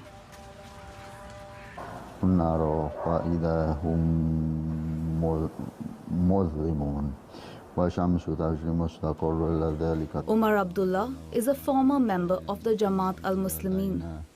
He was involved in the coup organized by Yasin Abu Bakr and has also admitted to having had links with Al-Qaeda. In 2013, he supported the formation of Daesh. The type of information that was being shared was not the type of information that would have discouraged people from going, if I may say that. We never discouraged anybody who, wanted to leave and go and so on. However, the Islamic State's propaganda has promoted violence from the very beginning.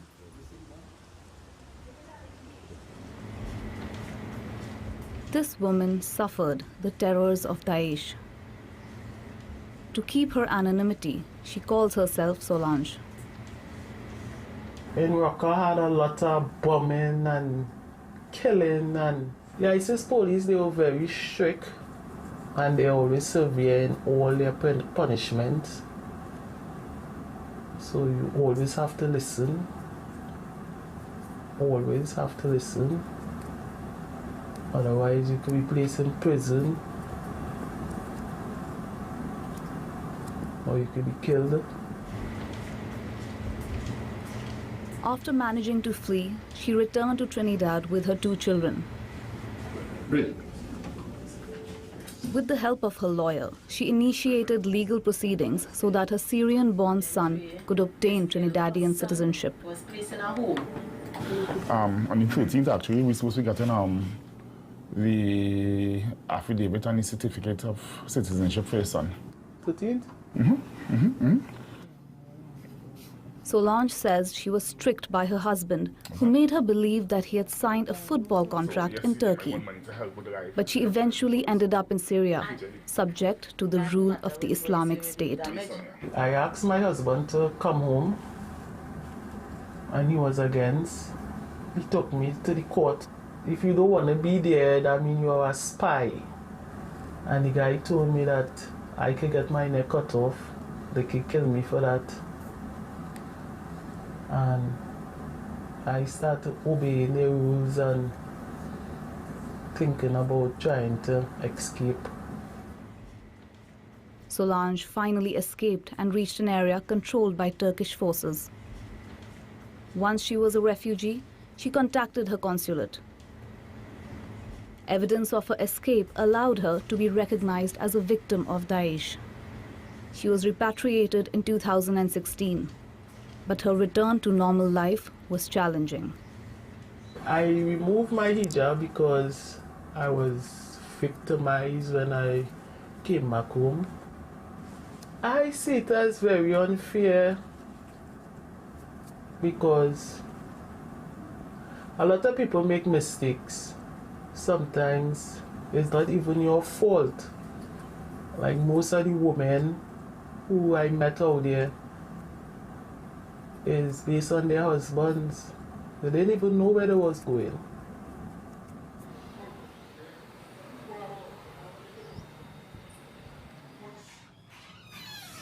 Hi, Rainbow. Assalamualaikum. Walaikum assalam. I'm okay, I'm okay.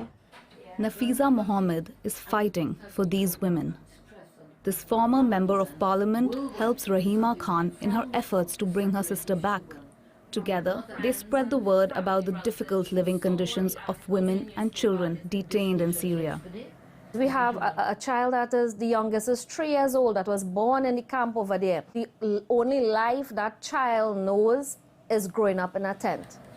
The government of Trinidad and Tobago has been working since 2018 on a new anti-terrorism law in order to repatriate its nationals while guaranteeing the security of the country. 5 years later, this bill has still not been implemented. In the balance of scale, yes, you have your national security issues that you are bound to be concerned with, but when you look at the humanitarian considerations, the humanitarian considerations far outweigh the national security issue. These people, the conditions in the camp are atrocious, with sewage all around, with no proper accommodation. You have to sleep on the floor, rat-infested, diseases rampant, water that is contaminated. Many Trinidadians, prisoners in Syrian camps, cannot obtain identity documents. Without a passport, they cannot return home. Nafisa Mohammed also advises the families about their legal proceedings. Currently, 3 lawsuits against the state of Trinidad and Tobago are still ongoing. There are people in the system who will turn a blind eye to the cries of these people. No, man, that is unacceptable. The Muslim community has helped to build this country over the years. And we have the capacity and the ability to continue to peacefully coexist and work side by side with each other. These are children and women who are in a vulnerable position and they need protection. That is a matter between the landlord and the tenant.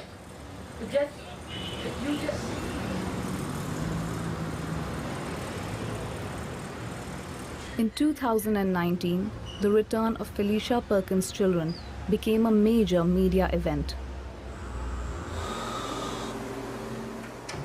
Separated from her 2 sons after their abduction by their father, who left for the Islamic State, she had lost all hope of seeing them again. But after a humanitarian operation funded by the leader of Pink Floyd, Felicia Perkins was able to bring them back to Trinidad. They just wanted to be up close and personal with me since they came, so I had to give them that motherly time until, they start to branch off into, reality back again down here. Felicia Perkins wants her children to be examples of successful reintegration.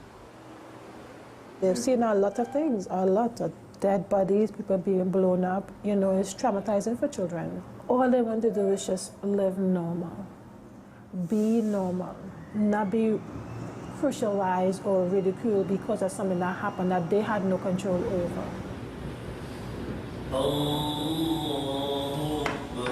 Upon their arrival, the government launched a commission to manage returns from Syria. For a year, the children of Felicia Perkins benefited from psychological support. But today, her children are no longer being monitored, and the work of the commission is at a standstill. No Trinidadian has been repatriated for 4 years. I find that they could really do better in getting them back and try to give them that comfort back that where they used to be, because all they want to do is just grow normal like everybody else. Despite multiple requests, there has been no comment from the government of Trinidad and Tobago. According to the Human Rights Watch, more than 40,000 foreigners are still held in camps in Syria. Nearly half would be no older than 12.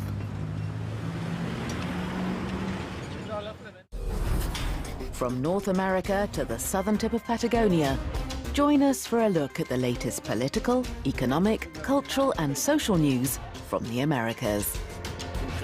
Inside the Americas, presented by Jeannie Godula on France 24 and France24.com.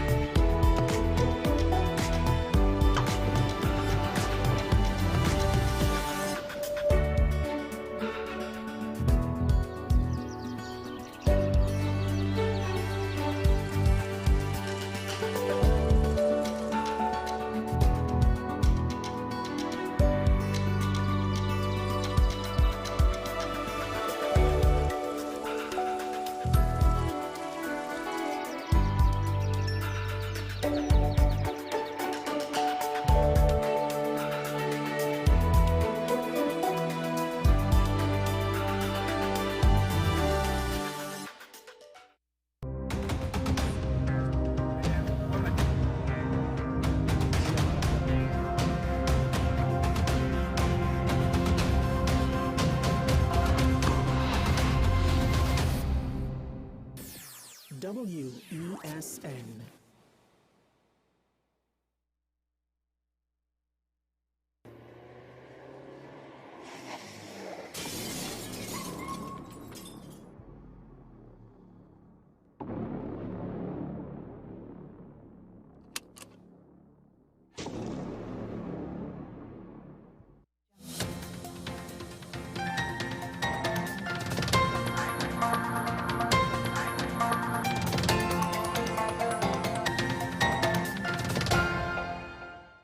Here is your WESN News on the Hour.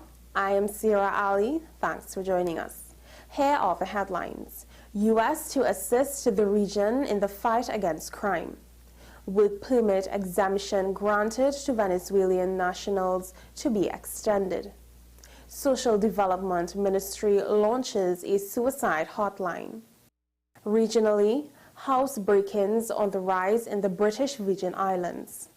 And internationally, Donald Trump in court to face charges over classified documents. Now for the details.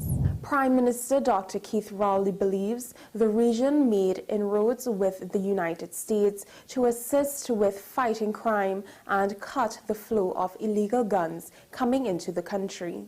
Dr. Rowley said that the U.S. has agreed to assist the Caribbean with forensic capabilities. So the Department of State is now going to be working with us for this regional forensic accreditation, and the United States is going to help the Caribbean with forensic capabilities to bring our systems, not just Trinidad and Tobago, but all the others, up to international standard. The Ministry of National Security says the duration of the work permit exemption granted to Venezuelan nationals in Trinidad and Tobago registered under the Migrant Registration Framework has been extended to December 31st, 2023.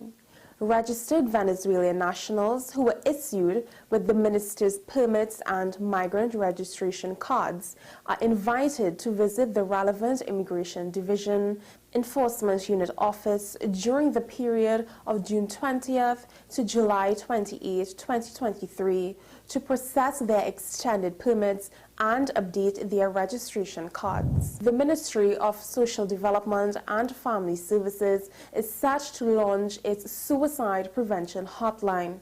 Minister Donna Cox and the team at the ministry will launch the hotline on Wednesday, June 14th at the Maraval Community Center located at Light Pole 1S, Moncoko Road at 10 a.m. The ministry said there will be testimonials and more information which will be shared by key stakeholder organizations. The ministry said the hotline seeks to efficiently provide support to persons with crisis issues related to suicidal ideations, abuse, anxiety, and as well as to help those in need of emotional support. Regionally, the Royal Virgin Islands Police Force in the British Virgin Islands said house break-ins are on the rise this year. In an update, Royal Virgin Islands Police revealed the territory reported 11 more dwelling burglaries in 2023 when compared to the same period last year. Recent burglaries showed that cash, jewelry, and tools were the items predominantly stolen. Head of the Criminal Investigations Department, Acting Detective Chief Inspector, says homeowners often report that they secured all the windows except for one window, which needed to be repaired. Internationally, Donald Trump spent the night in Miami, Florida, before he appeared in court today, charged with mishandling national security files. The former U.S. president flew from his golf club in Bedminster, New Jersey, to his Trump-Dora resort near Miami. Trump is facing dozens of charges of illegally retaining classified information, including some about nuclear secrets. It is the second time this year he has been charged with a crime, despite campaigning to make a return to the White House in 2024. He has also denied wrongdoing as he faces the first ever federal criminal prosecution against a former U.S. president. Well, that's news to the hour on WESN. I am Sira Ali. Thanks for watching.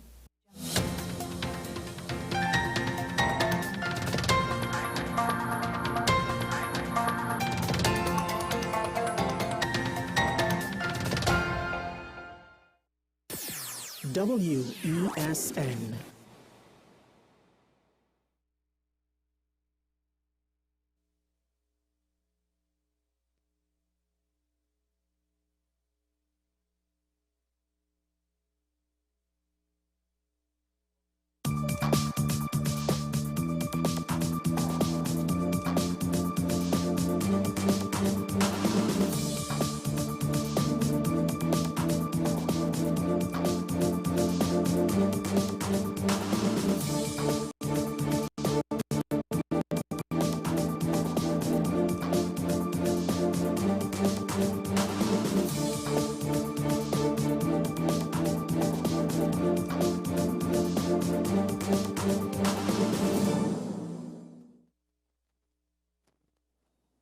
Good day and welcome to this week's episode of Strictly Legal on WESN Content Capital. I am your host, Rondell Donowa, attorney at law. Once again, I'm happy to bring the law and you. Of course, you can stream us on WESN CC as well as our traditional media and our podcast, Strictly Legal with Rondell Donowa. Of course, we're excited again. I have a guest in studio today and we are going to speak about the safe community and residential safety tips and how the law applies to what is reasonable for us and in terms of how you protect your community and your home. Of course, you know, there has been a lot of recent aspects of criminal activities in this country where it results in home invasion with respect to the criminal element. And we have seen that as a result of this type of criminal activity in our homes, it has affected us economically, personally, and of course mentally. And we are now required to invest in a lot of additional security measures, such as CCTV, ensuring that you have proper, your perimeter of your home is properly secured for the fear that, or for the safety rather, of your loved ones. And however, we must not, of course, bow to negative pressure. Rather, like anything else, we must make the necessary adjustments to put things in place to deter, of course, criminals and criminal activities. And of course, I have a guest in studio today who is a former police officer, as well as he's now an attorney at law by profession. His name is Mr. Kelvin Siharak. My apologies. With 3 years called to the bar in Trinidad and Tobago. Of course, prior to becoming attorney at law, as I said, he was an officer of the law for approximately 10 years. And during this time of service in the TTPS, he acquired practical experiences in the court system, prosecuting matters as a complainant, and experience in dealing with members of the public who were victims of serious crime as an investigator at the CID. Now, these years of experience has equipped Mr. Siharak to pursue his studies in law and transition into private practice, which he proudly continues his service to his country as an attorney at law, having a distinctive policing background. And of course, the word distinctive is very important because, as you know, public perception of policing can be a bit skewed, but of course, we always have good ones there. So of course, in studio, I will no longer stick, as they say, and I would welcome now Mr. Siharak on set. Good morning. Thank you very much, Rondell, for having me on your show. Good morning to you, good morning to your viewers, and for allowing me the opportunity to share with members of the public safety tips in our residence and in our communities, and of course, for us to engage in that discussion surrounding self-defense and how it is the law applies to householders. Yes, I am really happy that you took up on this invitation to be here because of course we are in a very dark space in our country, and yes, we have the justice system, yes, we have the policing system. I note as a former police officer, you have now transitioned to be an attorney. Now tell us, a bit before we get into the nitty-gritty, how was that experience, or what propelled you to transition from one career being a prosecutor, let's say as a complainant, to now, I assume that you are defending, well, obviously you are defending, persons accused, or rather. It's very ironical because being an officer, I would have served from the age of 18 years after high school, and being a young officer coming along in the police service, usually the senior officers will give the junior officers the leeway to charge and go before the court. And as a result of this, me having worked at the Besson Street Police Station, one of the areas where it is, policing is very tactical and complex. I would have had the opportunity, obviously, to do several matters before the court, give evidence, subject myself to cross-examination, and so on. And as a result of that experience, over the years, it would have allowed me to gain a practical knowledge of the law from a policing background. And I decided to take up the studies of law, and 5 years later, I became a qualified attorney at law. So now, having that practical knowledge and understanding, I'm able to marry it with the theory of law and create that connection towards continuing to serve members of the public and our country. That is great, and I'm happy that you gave that overview. And of course, before we get into the crux of the matter, I would like to take a break. You are watching Strictly Legal on WESN. We'll be right back.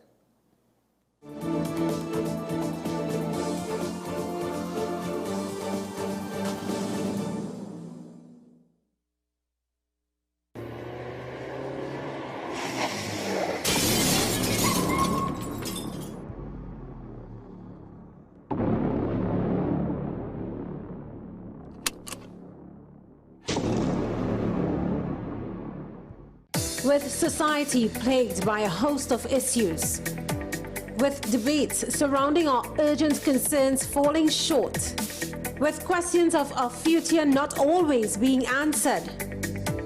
The conversation continues. Join me, Kemuel Pascal, as the voice of the youth comes to life. We will confront the controversial topics of today's world to gain answers that are key for a better tomorrow. One and One with me, Kemuel Pascal, Wednesdays at 10 a.m. only on WESN Content Capital. Join me, Sule A. Joseph, as I delve into the day-to-day psychological issues plaguing our society. We will discuss behaviors that encompass the biological influences, social pressures, and environmental factors that affect how you think, act, and feel. Sight, Thursdays at 11:30 a.m. only on WESN Content Capital. What's the best way to grab the attention of viewers? Please exercise more patience. You have to be kidding me. Doing what we do best. I'll say at the very least it's a conspiracy of laziness against the people. Join me, Keaton Shaw. And me, Sean Michael Small, for Talking Point. Weekdays from 8 a.m. to 9:30 a.m. We go in depth on the trending issues and engage the most controversial newsmakers as we get them to account to the people for their actions. You can't go to the government with nothing. You can't go to cabinet with an empty hand, with a wish. I'm glad that we're having this a sober, mature discussion. In the present situation, I expect a continuation of the chaos. Join us for the discussion, Mondays to Fridays, only on WESN, the Content Capital. Is it politics? What is it? Is it that nobody cares about sports? The kind of support that sport used to get in the past is no longer here. The thing is, taking a knee doesn't mean that that's the only thing you're doing on it. Right. Taking a knee along with other stuff. Samantha, what are you looking forward to when you return home to Trinidad and Tobago after winning the title? Thank you very much for speaking it into existence. Is there no pressure on Nicholas Paul? It makes me more motivated to work hard and to go out there and rep the right and black. Why are we sending a team to the Winter Olympics? There are a number of Trinidadians who are in the diaspora and have grown up in winter sport. It's an opportunity that the Trinidad and Tobago Olympic Committee will not close the door on. I also believe in the players that we have. Once you can motivate the players, you can get the best out of them.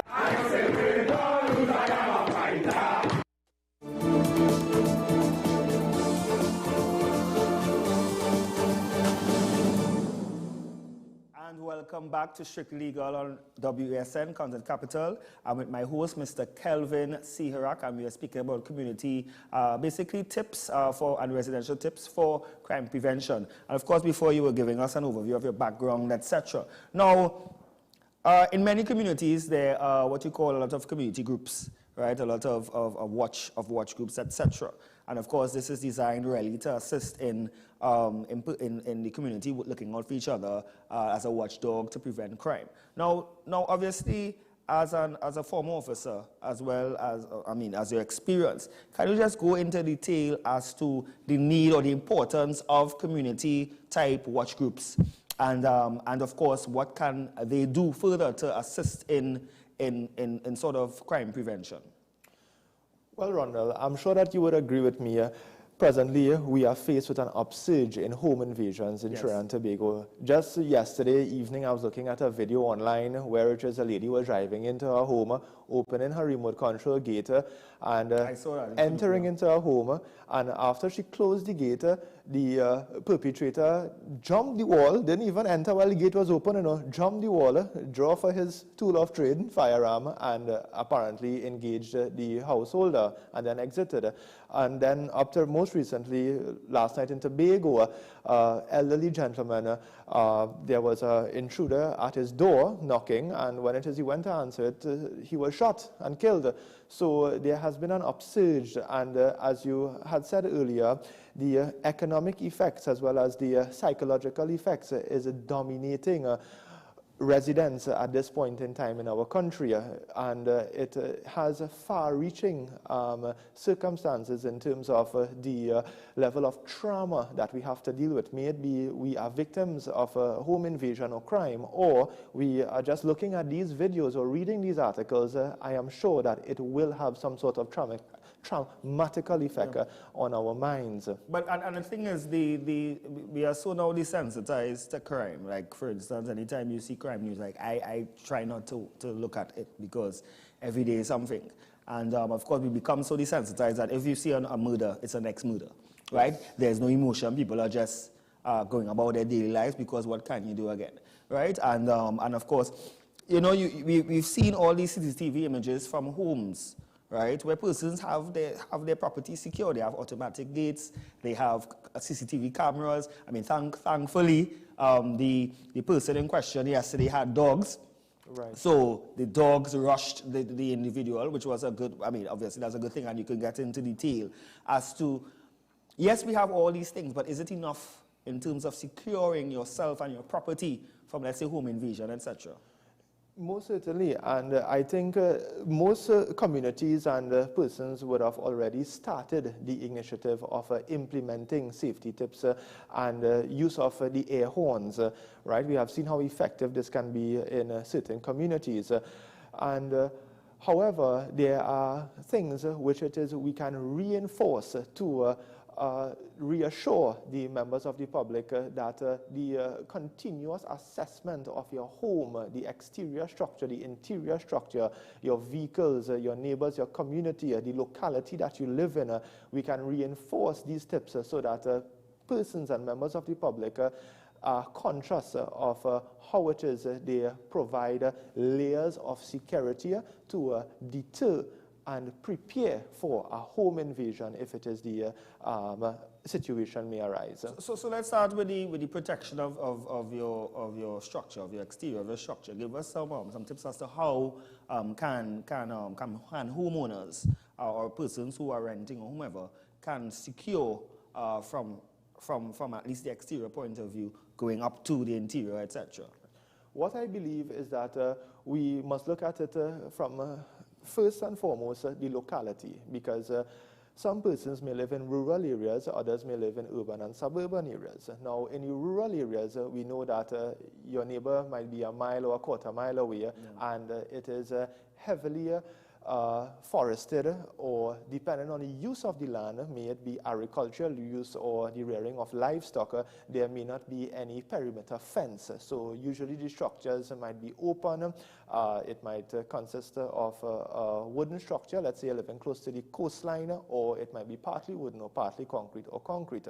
And this is distinguished as opposed to persons living in urban, suburban areas. We have the townhouses, the duplex, and the residential homes, upstairs and downstairs structures in communities where, in some instances, private residents would have that opportunity to fence their area. So taking a look at the external components of your home and its structure is very important based on the locality where you live. And I say this because if it is you are to do an assessment to put security layers of security measures in place to deter or prepare for a home invasion, I believe that you must first start from the point of view of looking into your home. So stand on your road and just as the intruder or perpetrator would do, look into your home and look at the external components of your home. So if it is you can fence your home, you make sure that your fencing system is properly secured, there are no gaps or the walls are at a certain height, and you have the spikes or the barbed wire. I'm happy you mentioned, just pause a bit, I'm happy you mentioned that your walls at a certain height. But of course, you know, we have town country rules which states that your front wall has to be, I think, 6 feet high and the side is 8 feet high. But then obviously persons are jumping over those walls. Most certainly. Right? And of course, how do you now stick within the ambit of the rules and regulations governing construction versus protecting yourself? Because I've seen basically dungeons. People have secured their homes like dungeons for fear to ensure that there's no gaps or heights, right? The height is 12 to 12 feet high, and then they have a covering over, right? Because at the end of the day, if probably they are not secured by virtue of the state, they have to do themselves. Yes, so most certainly that will be subject, obviously, to planning approvals and the draft plans that you would submit to Town and Country and Regional Corporation for approvals. And if it is you are so approved to erect such a large wall, if the case may be. But in preparing your home to deter intruders, it is very important that that security fence, that additional level of protection is there around your perimeter of your home, if it is you can. We know in some instances persons may be living in state homes, for example the AGC homes, and they will require permission to do certain renovations. If it is they were required to construct a fence, or in some instances they may not be able to construct a fence. So now you have to make that adjustments and look at what else you can do to implement that level of safety and security to deter or prepare for a home invasion. Now let's get back to the external aspect of the home. We look at the installation of lights or the motion sensors, lights at night, so that you keep the perimeter of your home well illuminated. It is advisable that you do not keep any objects around the perimeter of your home, especially if it is you are working or your household is a working household, and for the majority of the week you are away from your home.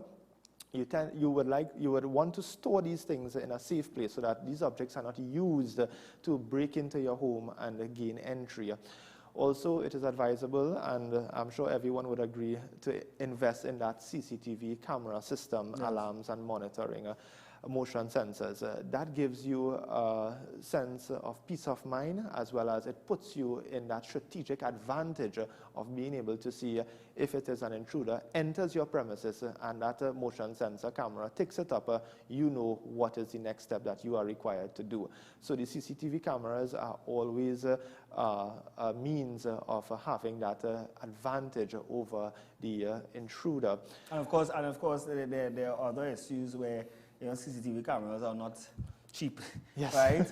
And I know the government would have had a certain incentives in terms of VAT, customs duty exemptions for importing now CCTV cameras, DVR, etc. So that's an incentive in terms of if you import rather than purchase it from locally, you import it, you can pay a lesser price on it. But of course, it doesn't negate the fact that it still requires someone with some form of financial stability to really Most certainly. afford it. Most certainly. And obviously, if you can't afford the CCTV camera, then obviously you would have to put other measures in place. For example, reinforcing your doors with more solid core doors, that is the perimeter of your home, burglar-proofing your windows, or probably tinting your windows can act as a deterrent so no one can see inside of your home from the public roads. Installation of other sort of security features such as garage doors, so that you do not alert persons to whether or not you are home, right? Your vehicles are secured and concealed.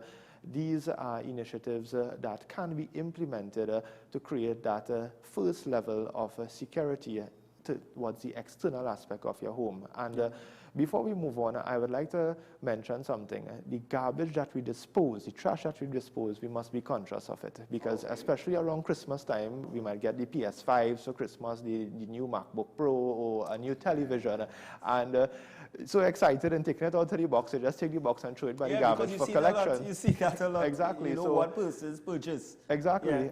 And these perpetrators, they know what is a MacBook Pro and a PS5 as well. You see these big 75-inch TVs and whatever the case, the boxes. Exactly. So it is advisable to properly dispose of these electronic boxes by tearing it up and placing them in concealed garbage bags for collection. And that in itself can be a deterrent.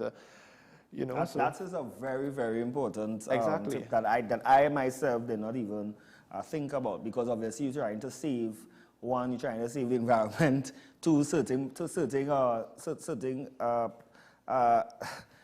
that you purchase. I mean, it's difficult to put in a garbage bag unless you literally destroy not the plastic, but the cardboard, the packaging. Box. Yes, packaging. Wow, I had a brain freeze. Right? To ensure that it is concealed in a garbage bag. Yes. You know? Most certainly. So those things we can implement towards putting an additional layer of security, and it's from a commonsensical and a practical point of view. Not everyone would have the means or the resources. However, by just making that observation from the outer part of your home and making these changes to prepare yourself, I think can make a difference. Now, having considered the exterior aspect of your home, we can look at the interior aspect of your home. And one of the more proactive solutions, and I would have discussed it with my residents group at home, is that we can dedicate a safe space in your home. This may be a room, a vacant room, where there are no windows leading to the external aspect of your home, and there is only one door, so that the place is properly sealed. And in that safe room area, you have a spare telephone to contact the police if need be, or also you can have a first aid kit, and probably if it is you are a licensed firearm holder, you can be able to know your strategic points in your safe room as to engage a perpetrator if it is he was to enter your home and now he is about to proceed to breach that safety area there.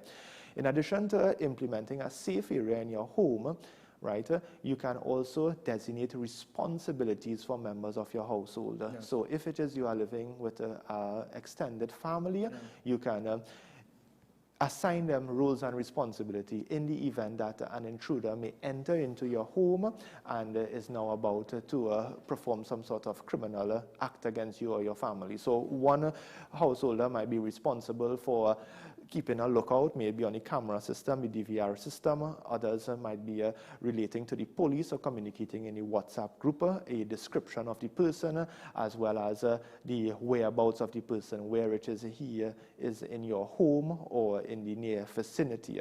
And these different roles are important because it now calms the situation and it puts you as the householder in control in your property, as opposed to not having a plan and putting everyone in that form of panic mode and anxiety. So when it is we are talking about the interior aspects of our home, it is advisable that we create that safe space area and we designate roles and responsibilities for members of our household. Yes, and it's important, that panic room, as you said, because you see that a lot in movies, or a lot of presidential movies, or persons who are very well equipped. Right, but that is something that should be considered, particularly when it comes to safety exits as well, like emergency exits, because a lot of persons, they live in, some persons live in townhouses, etc. And when you think about it in terms of, if for instance there's a home invasion or there's a fire, and you are upstairs your property, you are trapped, basically. Exactly. Yes, that is true. Right. So in terms of how can we now prevent such occurrence or how can we now have certain instances where we can now escape from the upper level of your homes? Most certainly, and these are where the circumstances would present itself. And in this instance, obviously, you have to make that. You have to be able to make that analogy and assessment on your own. If it is you know that if it is you are upstairs and the only place of escape is through a window, you don't want to cause any injury to yourself or your person. So it is advisable that you probably establish another means of emergency exit in these sort of circumstances. Certainly. And let's get into the issue of course, I know there's also a legal aspect of it. But just before that, you mentioned safe rooms, you mentioned external CCTV cameras. What about in terms of community? How can the community get involved in terms of being, whether it is a watchdog, what can they do to secure the community? Yes. Excluding, yes, you have gated communities as well, right, which is more secure, but what about communities that are non-gated? Right. So I am sure that everyone would be familiar with the community groups, the WhatsApp chat. Most communities would have created it and it would have worked effectively. And in terms of reiterating what is expected, it is very important that if it is you are implementing these security measures for your home and you are living in a community with other neighbors, the information can be shared, because you, as well as you would like to protect yourself, it is good enough to protect other neighbors as well. So it is advisable that you have those regular meetings with your community. Be able to identify your neighbors. Be able to have that meet and greet and be able to know each other's strong points and weaknesses. I'm sure there would be police officers, servicemen, and even skilled persons in your community as well, where it is you all can develop those strategies. You can also look at the locality, as I said. Is it that you are living in a community which has more than one access route via motor vehicle and pedestrian walkway? Is it that your community bounds an open space or a forested area and there are tracks leading to and from there, where it is persons can easily get into your community and then disappear into the forested area? Implement plans to seal those accessways and create only one common accessway in and out. Be familiar with your neighbor's motor vehicle, make, model, description, and these sorts of things, so that you are able to know exactly when it is a suspicious vehicle is driving in your community. Remember, these are public roads. Yes. Some of them are public roads, those Yes. communities which are not gated, and there may be suspicious persons just looking around. Just like how the police patrol, there is patrol as well to look for opportunities, and be able to identify suspicious persons in certain areas of your community. So if it is you have places which are not really too lit, you can invest, come up together with the finances and place lights or street lights. There are the solar system lights that some communities would have invested in, and so on. It is also, and we have seen it, community neighbors would have invested in the air horn. So each residence would have their air horn, and they would adopt a standard operating procedure as to when it is to engage the air horn. So my community would have adopted those procedures, and it is basically, once it is you see a suspicious vehicle or you see a suspicious person and you believe that it is an imminent threat to your home or a neighbor's home, you place the air horn away from your ears, obviously, and you sound it. It's very loud, and in the still of night, you can hear it from miles away. So, and what is the activation measure in terms of, okay, air horn is now released? Is it that go to a WhatsApp group, or is it that who are the first responders in that particular area? So most certainly the communication after the use of the deploying of the air horn is very important, and you have the WhatsApp group, so you communicate on the WhatsApp group if it's a suspicious person in a neighbor's property. We will be able to communicate certain aspects of that. So I can share that with you when it is. Sure. Certainly. We'll be right back. Let's take a break. You're watching Strictly Legal on WESN Content Capital.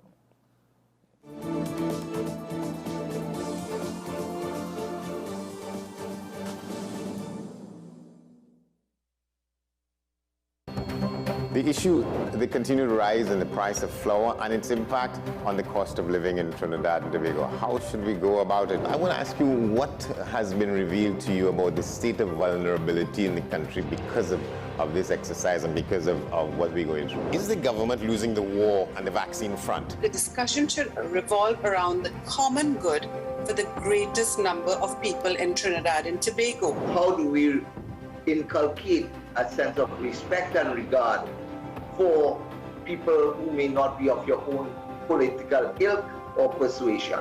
The communities are now being used by political opportunists. So when the tables are turned, it's the same way. Okay, this has been 10 questions. I'm Andy Johnson, and we'll see you next time. Join me, Dr. Nalini Kokram, on What's Up Doc, where we discuss all your burning questions concerning health. Trinidad and Tobago is among one of the highest risk group of patients that develop this form of genetic breast cancer. What I'd like to take home from a short interview like this, screening.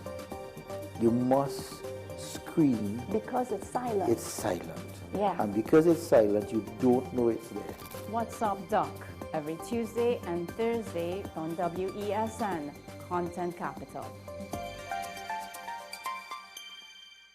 The best for your baby is at dbesttoys.com. We have the best strollers, car seats, walkers, feeding accessories, playpens, cribs, clothing, and the widest range of brand name toys like Barbie, Hot Wheels, Nerf, LOL, Fisher-Price, Cocomelon, Intex pools, Amazon Fire tablets, HP and Gateway laptops, and the best bikes, scooters, skateboards, and ride-on. Visit us in-store at 7 Main Road, McBean, or shop online now at dbesttoys.com. That's dbesttoys.com. We have the best toys at the best prices. FanZone, your reliable, authentic supplier, has just gotten better. You can now visit our website www.fanzonett.com for your authentic wear and collectibles. The only place where you can use both your Visa debit and credit cards. Visit our website fanzonett.com to make your purchase today.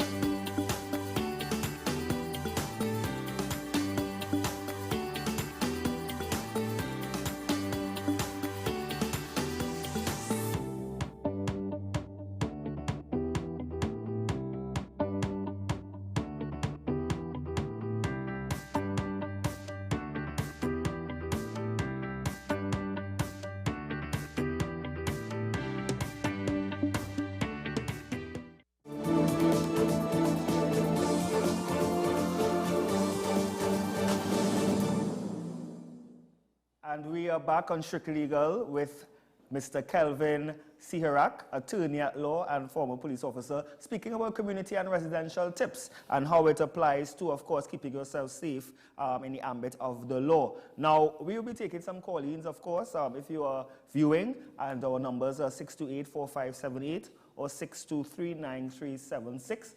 Just to get a bit of your review or your thoughts in terms of how can communities assist themselves and individuals in protection. Of course, any questions to the guests. Now, Kelvin, you mentioned in terms of the previously that community horn, that sound horn as you called it. But then there was another area that you wanted to make known. Yes, so the discussion with regards to the standing operating procedures and the use of the air horn. So let's say we see a suspicious person or a suspicious vehicle in our community or in front of our residential homes, and we sound the air horn. What do we do next? So we can communicate in our WhatsApp group a description of the person that you are seeing, the suspicious person, his description of the clothing he is wearing, if he's medium built, in the vicinity of whose home we are seeing him, and as a result of this now, we can now trigger a reaction in terms of getting all the other neighbors to put their observation on this suspicious activity, and we can now begin to call the relevant authorities such as the police and relay the information to them.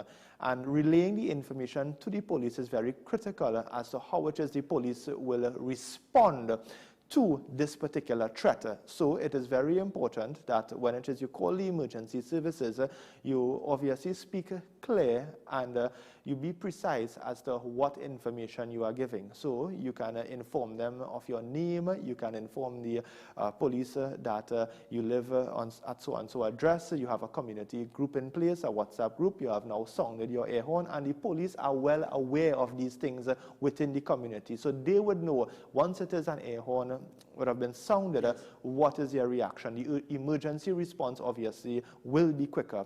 You relay a description of the individual or the vehicle number, make, model, and so on, color to the police, so now that can prompt their response. Communicating the information to the police is critical towards the police assisting members of the public and being able to catch these perpetrators. And that is where it's important. Everyone is on the same page, and it just not only stop with alerting the community, but there has to be different cause and effect. So once that happens, then another chain of command is activated, another is activated until you get some form of results. Most certainly. Right? And of course, you know, it's all well and good. You have your community secure, your property secured, etc.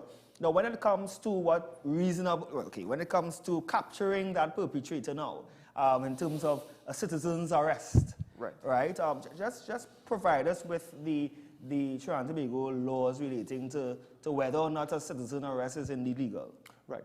So, Ronald, we are speaking about the law governing self-defense now, and this is in the context of self-defense for householders.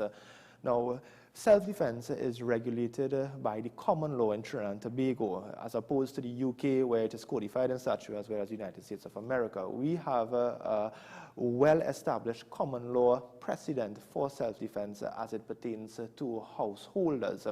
And we know that self-defense is a complete defense, meaning that if it is someone was to act in self-defense, they will be completely exonerated from whatever actions that they would have caused. Let's say someone would have reacted and in defense of their self and their property against an intruder who is armed with a firearm and advancing towards them, and you being a licensed firearm, draw for your firearm and neutralize the intruder, he dies, then that aspect of things, it makes it a complete defense in terms of the doctrine of self-defense. However, in analyzing that, we must first look at the definition of self-defense. And one of the common law definitions of self-defense is that we can look at it from the perspective of an individual, or we can put it in the context of a householder who is attacked or believed that he is about to be attacked, may use as such force as is, one, necessary and reasonable in the circumstances to defend himself. And in analyzing this, Rondell, we would look at the various criteria that may be considered for those two trigger words, necessary and reasonable. And the factors that we have to consider are, one, the first limb of self-defense is whether or not the force used by the particular householder was reasonable in the circumstances, which is something that the householder genuinely believe in the circumstances that he was to react by using force. This is something in law called a subjective test, which means that it is what the householder in his mind will be thinking before he makes that calculated decision to engage an intruder. The second limb of the defense is whether or not the particular degree of force was reasonable in the circumstances and the householder believes it to be so reasonable. This is partly objective and partly subjective.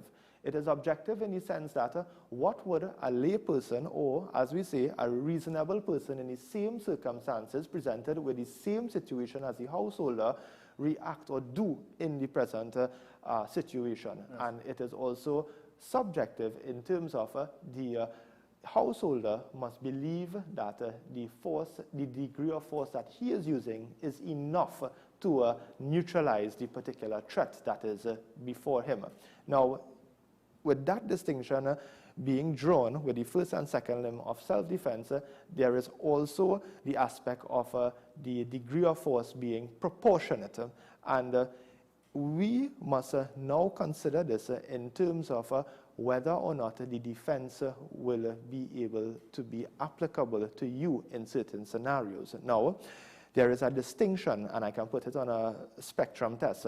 We have grossly disproportionate, disproportionate, and then proportionate. Yes. In terms of the use of force. And that's the next question in terms of what is, of course, what is proportionate versus disproportionate. Exactly. So basically, the law of self-defense is saying that if it is the use of force is grossly disproportionate, then the individual may not be able to rely on the defense. And can we, of course, give certain scenarios, examples? Yes, please. So let's say, for example, and in the context of a householder, you are the owner of a licensed firearm, and you are at home 10:30 in the night, sitting in your sofa looking at television, and an intruder was to gain access into your home.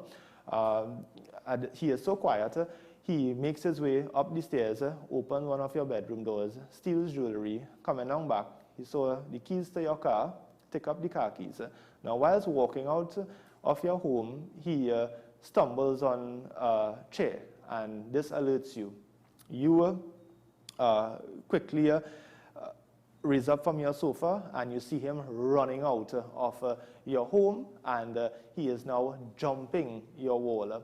Now, whilst he is jumping your wall, you draw for your firearm and you shoot him, and he falls to the ground, and upon being medically examined, he is dead.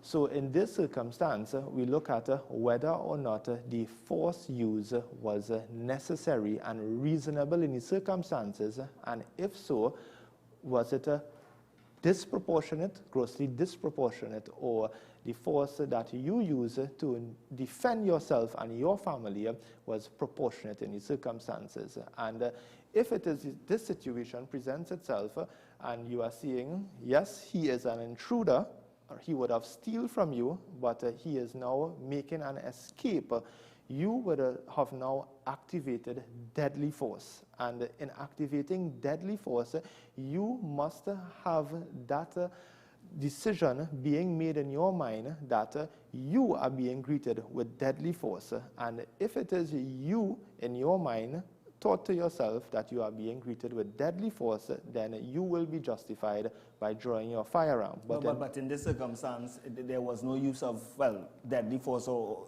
in these circumstances, the intruder was already exiting. Exactly. So this is what it is the law calls over the top, and which is prima facie grossly disproportionate, this type of force. However, let's look at another scenario. Let's say the intruder enters his home armed with a firearm or cutlass. Again, you are a licensed firearm, and he is advancing towards you or a member of your family. You draw for your firearm, and you shoot him, and he dies. In this circumstance now, we look at the degree of force used, and is it proportionate in the circumstances? And this is where it is the decision would need to be made, obviously, by the prosecution aspect of things when looking at the facts and the circumstances, whether or not the householder will be liable for the death of the intruder. And if it is you are faced with a deadly force, then you will, in essence, be justified by returning deadly force in the protection of your home and your family. Right? Now, there is an interesting case, the case of Collins and the Secretary of State for Justice. And I was having a read of this case yesterday, and I would like to discuss it with you. In this case, what happened was that an intruder had entered the home of individual and proceeded to steal from him. And whilst he was exiting the home, the one member of the household saw him escaping and ran up behind him, held him in a headlock, and subdued him on the ground.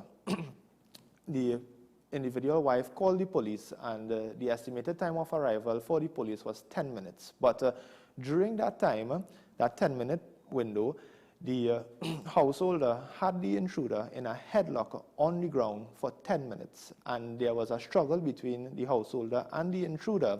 And the intruder was telling the householder, if it is I escape here, I will kill you and your family. So the householder kept the intruder in the headlock until the police arrived. When the police arrived, the intruder was unconscious. He was taken to hospital, and upon being medically examined, he was declared partially brain dead.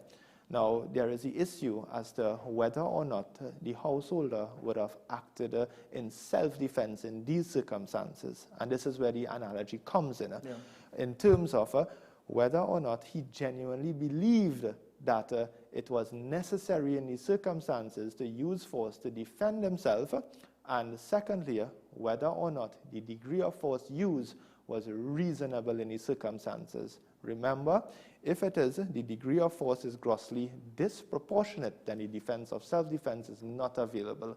However, the defense of self-defense may be available in these circumstances, even though it is disproportionate.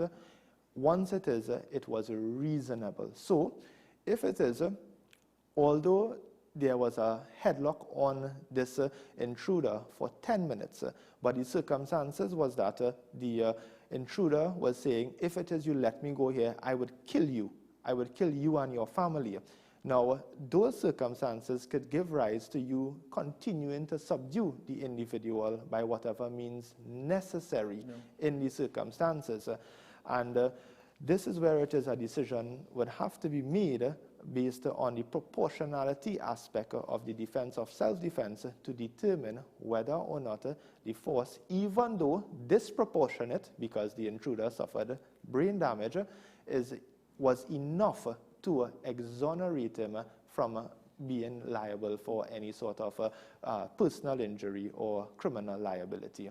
Indeed. Don't forget you can call us 628-4578 or 623-9376, just in the event that you need to ask a question, make a comment. But in terms of Calvin, in terms of that case, what was the result? So basically it was an assessment as to whether or not the European Conventions on Human Rights, Article 5, which guarantees the right to life, is compatible with the statute for householders to use force in these circumstances. So most certainly the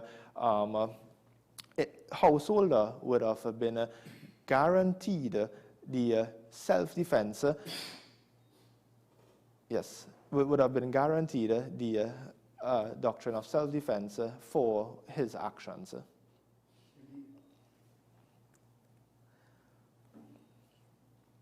Sorry.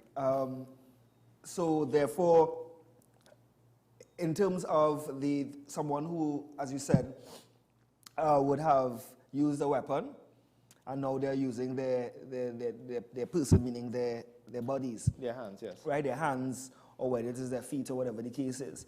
It really does not matter whether it's a weapon or not, right? Exactly. So in this case, they would have put them in a head hold or a headlock. Yes. Obviously, that would have stopped circulation in their breathing. Right. But then you also have to look at the circumstances in terms of, okay, the perpetrator threatening you and your family while being subdued. Right, and obviously that is something that by virtue of evidence, that is where you can state that, okay, you had to use that force reasonably because of the fact that had you not used it and had he gotten away, then there would have been adverse consequences later on. Yes, and this is where it is the analogy will be made where the defense may or may not be available to someone, right, even if it is the force was disproportionate. So it may be available, right, even though your use of force was disproportionate, but it must be considered with regards to the circumstances that presented itself. So in this instance, the intruder was on the ground and he was making threats to kill the members of the family. So it is very important that these things are analyzed before finding liability for householders. Right, indeed. We have a call from Leo Martin. Good morning. Good morning. Very interesting show. I see your guest has been making references to individuals who are subjected to break-ins in their homes. Yes. Who have firearms. Now, if somebody does not have a firearm, obviously you become extremely agitated. And you allow the person to do what he has to do. What happens in the instance where you are aware some of what has been going on? The climate of crime in the country as it stands right now will drive your rage to an extent that as the person is leaving, you seize an opportunity and you pursue him behind his back and hit him with some object that results in major injury or even being fatal. What happens in that instance? And that's a very good question because, of course, thank you very much, sir. Thank you very much, caller. So what the caller is speaking of is obviously something instinctive. And the law of self-defense also makes provisions for those citizens who would have reacted via instinct. Now, he is speaking of a scenario where it is he chases the intruder, hit him with something behind his back, and he falls. This is again where it is we have to assess whether or not the force used was proportionate or disproportionate. And as I said, how it would be assessed is based on the subjective and the objective elements or limbs of the self-defense. Well, but he did mention something very interesting. You are you are not in a possession of a firearm, but you are agitated. So you're agitated, you know that there's a level of crime in the country, there's a level of crime in the community, and it happens to be you. Yes.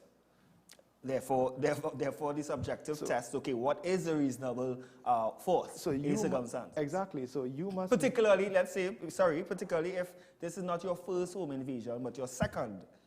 Exactly, so you must definitely make that assessment in your mind as to whether or not you genuinely believe that you have to engage this individual to defend yourself. That's a quick assessment, though. Exactly. In the situation. Correct. And secondly, what it is you are going to do to defend yourself. So now, remember, when it is we are talking about self-defense, you also have the duty to retreat, right? And if it is a threat is not present to you, remember, the defense states if it is you are attacked or believe that you are about to be attacked, then this is where it is the subjective and objective and the proportionality aspect comes into play. Now, if it is you are not attacked and you do not believe that you are about to be attacked, then it is very difficult to see how it is that you may be afforded that self-defense. And of course, there are consequences in terms of if something does happen to the perpetrator, then you being the victim, of course, there can be sanctions. Right, in terms of whether it is by virtue of fines or custodial sentences, etc. So all those things are. I mean, it's sometimes for the layman it could be a bit unfair, but of course we have to work within the ambits of the law. Most certainly. Kelvin, any closing comments in terms of we are out of time, unfortunately? Again, Ronald, I would like to thank you for the opportunity for us to have this discussion, because it is a real issue and it is a constant issue in the minds of our fellow citizens. And once it is we have that chance to continue to reiterate safety tips and to continue to encourage members of the community to come together towards creating certain operating procedures where they can have the proactive advantage against intruders, I think that we can take the first step towards making sure that our communities are safe and reassuring ourselves in our minds that we are still comfortable in our homes. I'd like to thank you for the opportunity. Thank you so much, Kevin. I believe I would want to publicly invite you back, right, to continue the discussion, particularly when it comes to real-life situations and dealing with real-life scenarios, so that the public can be sensitized in real time as to, okay, instances where these things may have happened and how can you react, just like how the caller from Diego Martin would have mentioned. So I will invite you back, of course, subject to your availability and your consent. Most certainly. And we want to thank you. And of course, it's important to be safe, keep safe. If you know something, say something. Of course, contact the TTPS if you are in a neighborhood watch group. Ensure that you be vigilant, secure your homes, secure your interior of your homes, and just keep the society safe. Thank you so much, Kelvin C. Hirak, attorney at law. You are watching Strictly Legal on WESN Content Capital. Do view us once again. Don't forget our podcast. Be safe. God bless. Have a good day.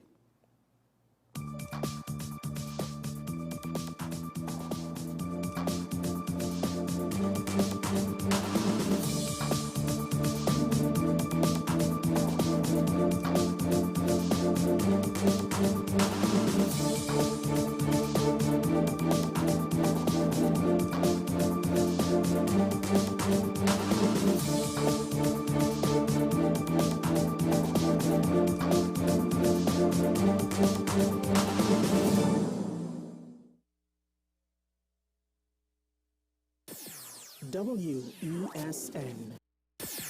WESN.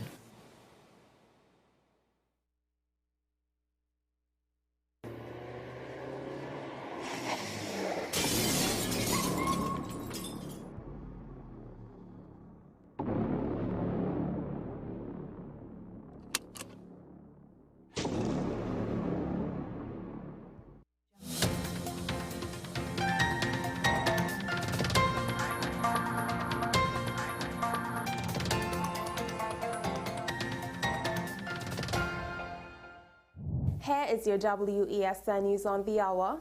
I am Sierra Ali. Thanks for joining us. Here are the headlines. U.S. to assist the region in the fight against crime. Work permit exemption granted to Venezuelan nationals to be extended. Social Development Ministry launches a suicide hotline. Regionally, house break-ins on the rise in the British Virgin Islands. And internationally, Donald Trump in court to face charges over classified documents. Now for the details. Prime Minister Dr. Keith Rowley believes the region made inroads with the United States to assist with fighting crime and cut the flow of illegal guns coming into the country.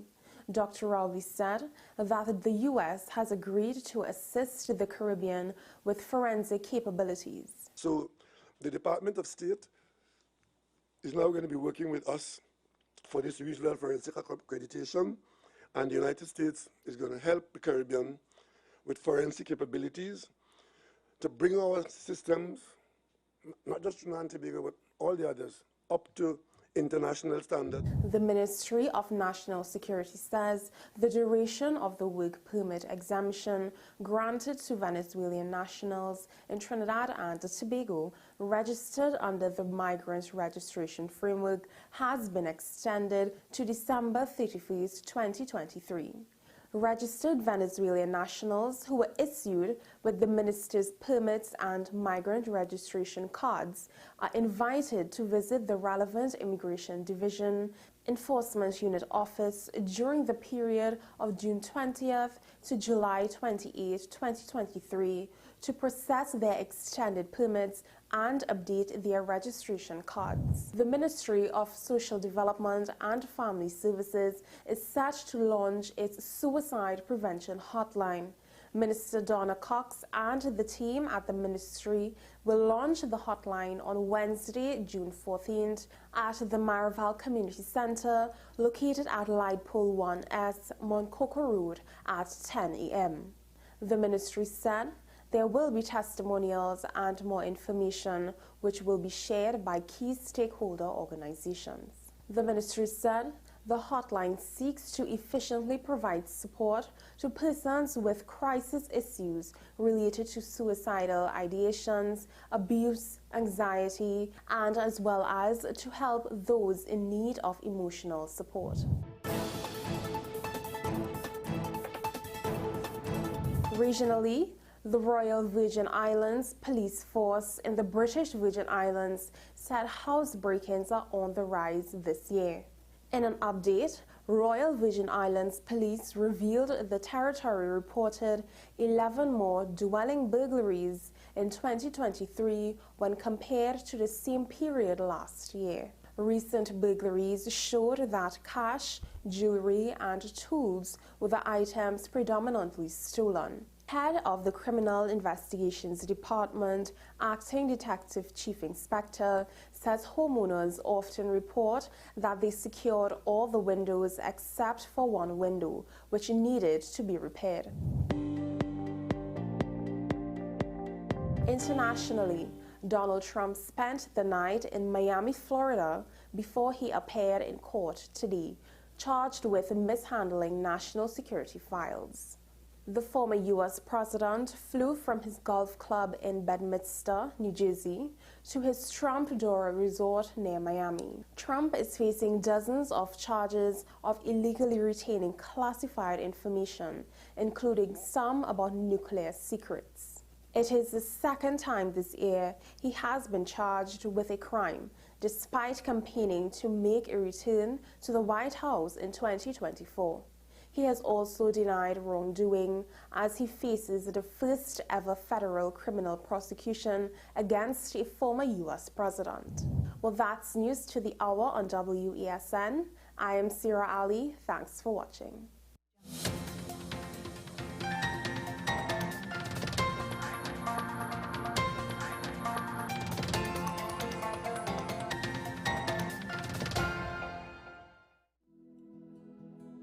We invite you to our 7th National Day of Prayer as we stand in the gap for the protective services of our nation, Trinidad and Tobago.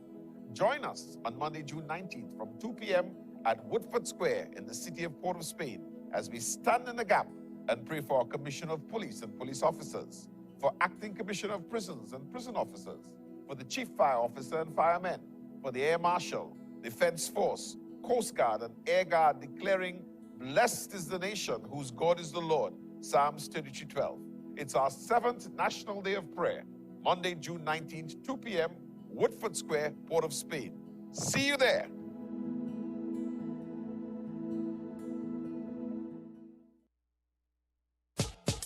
Preserving Belmont heritage and building community. And St. Francis of Assisi Church, Belmont present an Enchanted Evening 3 on Sunday, June 18th, 2023 at the Academy of the Performing Arts, Napa, Lord Kitchener Auditorium from 7 p.m. featuring incredible performances by QED, Raymond Edwards, Eddie Cumberbatch, and Nigel Floyd, the National Steel Symphony Orchestra, Chrison Joseph, Hermina Charles, Nigel Rojas, Rayon Elbon, the Shiv Shakti Dance Group, and other distinguished artists. Tickets available for $250, $300, or $400 at Napa Box Office, or call the ticket hotlines at 797-9884 or 799-3306. Support the St. Francis Restoration and Enchanted Evening 3.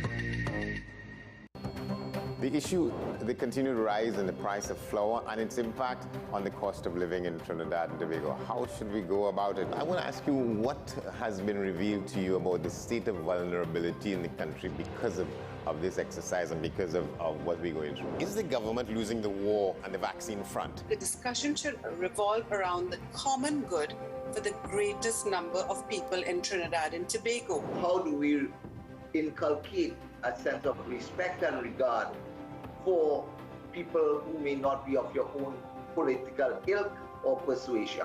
The communities are now being used by political opportunists. So when the tables are turned, it's the same way. Okay, this has been 10 Questions. I'm Andy Johnson, and we'll see you next time. Join me, Sule A. Joseph, as I delve into the day-to-day psychological issues plaguing our society. We will discuss behaviors that encompass the biological influences, social pressures, and environmental factors that affect how you think, act, and feel. Sight, Thursdays at 11:30 a.m., only on WESN, Content Capital.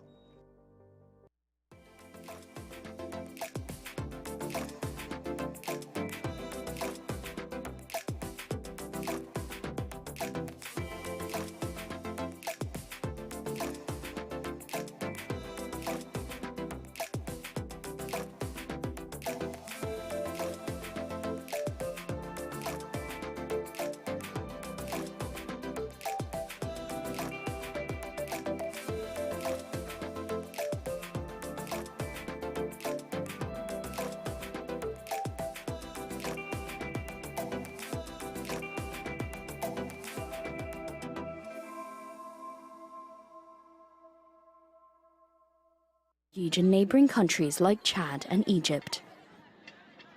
The UN estimates the fighting has left 25 million people, the equivalent of over half of Sudan's population, seeking humanitarian aid. In the UK, Nottinghamshire police say 3 people have been killed while 3 others have been hit by a van in connected incidents.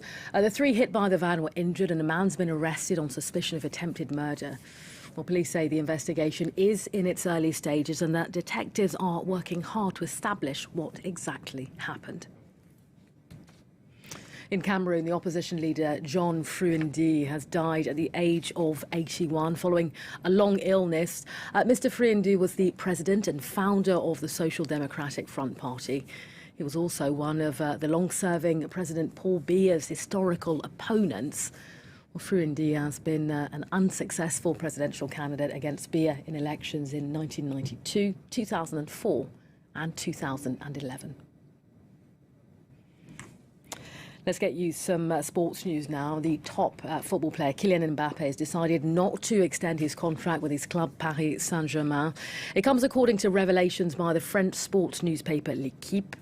Well, the news is a double blow to PSG after the footballing legend Lionel Messi announced that he too is leaving the club. Let's get you more on this. France 24's Selina Sykes joins me here in the studio. Good to have you, Selina.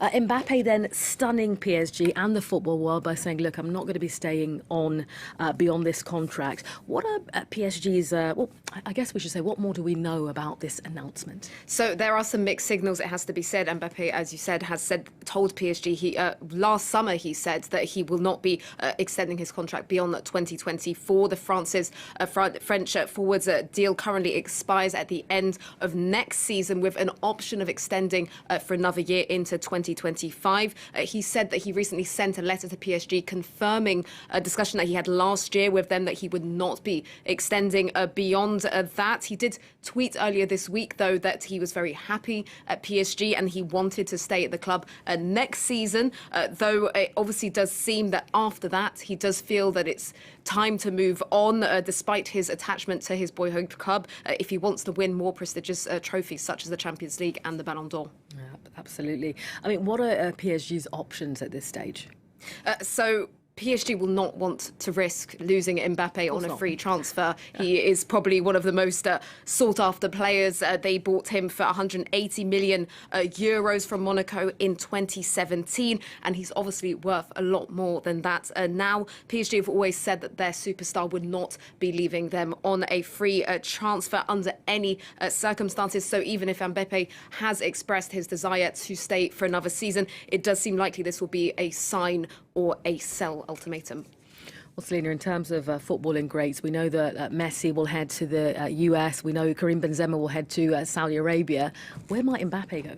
So, as you mentioned, there's already been a lot of movement in the summer transfer window, and it's really only just getting started. And Mbappe, if he will be on the move this summer, he will be one of the most sought-after players, though there are only a few clubs that can actually afford his price tag. As you've said, there's obviously been a long history between Mbappe and Real Madrid. He's long been admired by the Spanish giants, and he's often said that he's dreamt of playing for them since he was a boy. PSG rejected an offer from them in 2021.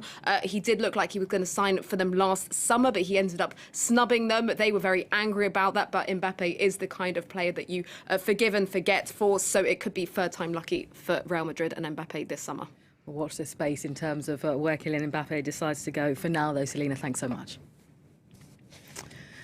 Now, in the Philippines, evacuations have continued following the latest eruption of the Mayon volcano.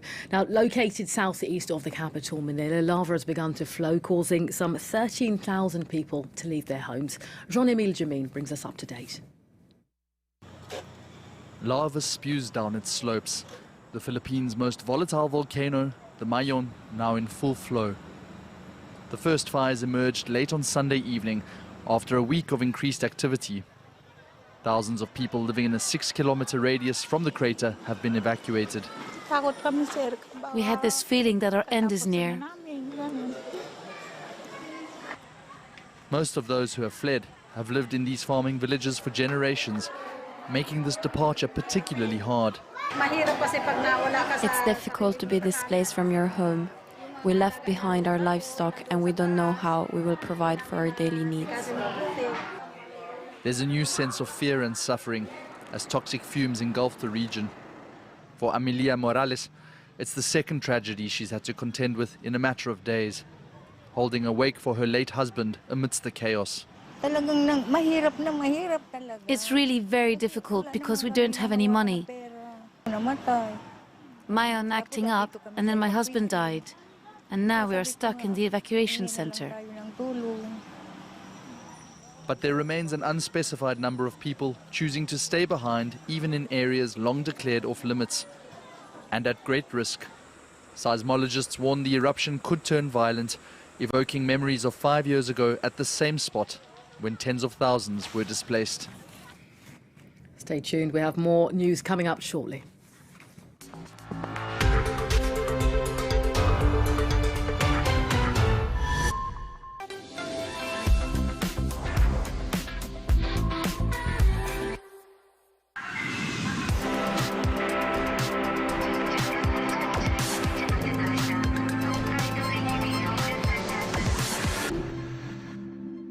Hello, thanks for joining us. Today on Encore, a Congolese artist who honours his beautiful and troubled country through dance.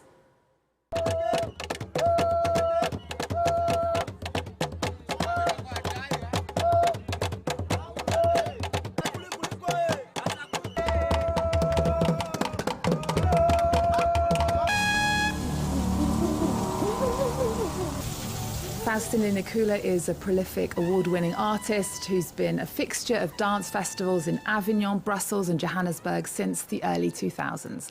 He's in France with 2 shows at the Chaillot Theatre in Paris. And Faustin, hello, welcome to the show. Thank you for having me here. It's a pleasure to have you now. You are known as a dancer, a choreographer and a storyteller. Through your work, you examine your personal history amid the violent upheaval in your native Congo. Tell us, what's at the heart of all the stories that you want to tell through your work? Well, some years ago, I started talking of my dance as an attempt to remember my name. It might sound strange. It's like, yeah, because we all know who we are. We know our names. But if you're serious about the name, what you realize is that every name opens a web of relationships. Relationships to people, to place, to history.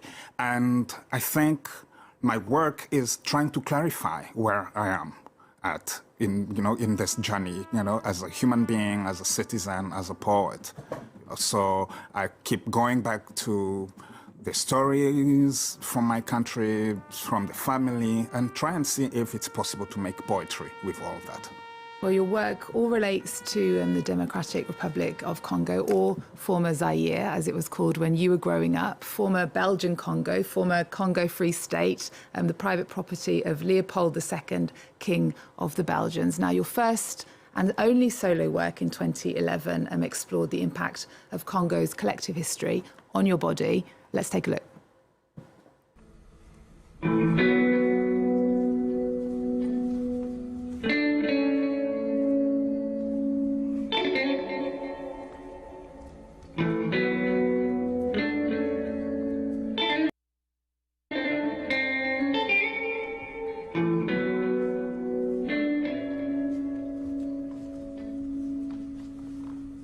That was from your work at Le Cargo more than a decade ago. You say your body is your only country. What do you mean? I mean, you've just said, I was born in a country known as Zaire, and I was 23 when I woke up one morning, and it happened overnight, and I heard that I had to call myself differently. From that moment, you start doubting about what you know about yourself. But at least in the middle of all these doubts, there is this sense that at least my body hasn't lied to me. So it becomes like the country you recoil to. And from that place, you try and see how you can connect to a larger space. So the body as a way of, it's also like an invitation to the individual, to this little space that we all occupy and from which we can connect to the world. And this is really important in a country. When you come from a country like mine, I grew up in a dictatorship. The very nature of dictatorships is that individuals do not exist. And so we are completely dispossessed from who we are and our own. We're not even responsible for our own lives. So going back to oneself is really like putting back that responsibility to myself, defining where I stand, and then how I connect. So this has become like, my permanent journey now. And you grew up in Kisangani, and which was probably the city which was the model for V.S. Naples' 1979 novel, A Bend in the River, which was about post-colonial chaos. You left to study in Kenya because the government had shut all the universities in your home country. And in 1997, you set up Kenya's first contemporary dance company. I'm interested, how did you discover dance? So, first of all, when I went to Kenya, I was not in dance, but I was already in theater. And I got to theater from writing, poetry, at an early age. And when I got to Kenya in 1995, there was a workshop with an artist from Ivory Coast called Alphonse Thierou, and he was going across the continent giving workshops that were called Towards a Contemporary African Dance. And I went because I was curious, and what I saw there was like, okay, this opens up for me a way of exploring the theater at a different level, because suddenly it really was in tune with what I'd learned with my friends in Kisangani, which was that theater was not, first of all, about character or text, but it was about a body in front of other bodies. And therefore, when I discovered this, it was like, oh, this is just a way of widening my palette. And for a long time, I couldn't call myself a dancer, though, because I was like, well, it takes a lot of training to call oneself a dancer, maybe also because I believe in rites of passage. But after years of working really hard, I can say, yeah, I started confidently calling myself a dancer. And after 8 years of traveling and working around the world, you did go home in 2001. You returned to DR Congo, and you settled in Kisangani, where you started out. And there you created your collaborative arts platform, Studio Kabaki. Why did you go back? Well, earlier on you said that I'm known as a dancer choreographer, but I really like calling myself a storyteller. And when I realized in 2001 that actually the kind of stories that were always inspiring me to make work were stories from home, I was like, well, if I am to be really honest with this work, I have to be back home. And going back home, it was also like a way of resisting. There's like some form of fatality. It's as if the country is doing so badly that whoever has an opportunity to leave goes away and to never return. And so for me, it's just also a challenge, a way of asking myself the question, but also asking people around me, is it still possible to dream from the ruins of our country? And is it? Yes. If 20 plus years later we're still there, yes, it doesn't mean that it's easy. But again, it's this sense of responsibility. We're saying, well, the circle is broken. Well, let's talk about your latest work. Because of colonialization, a lot of Africa's history has been lost, forgotten, buried. You're in France with a creation that's called My Body, My Archive. And that questions ancient knowledge stored in the body against the history found in books. Let's take a look at the teaser.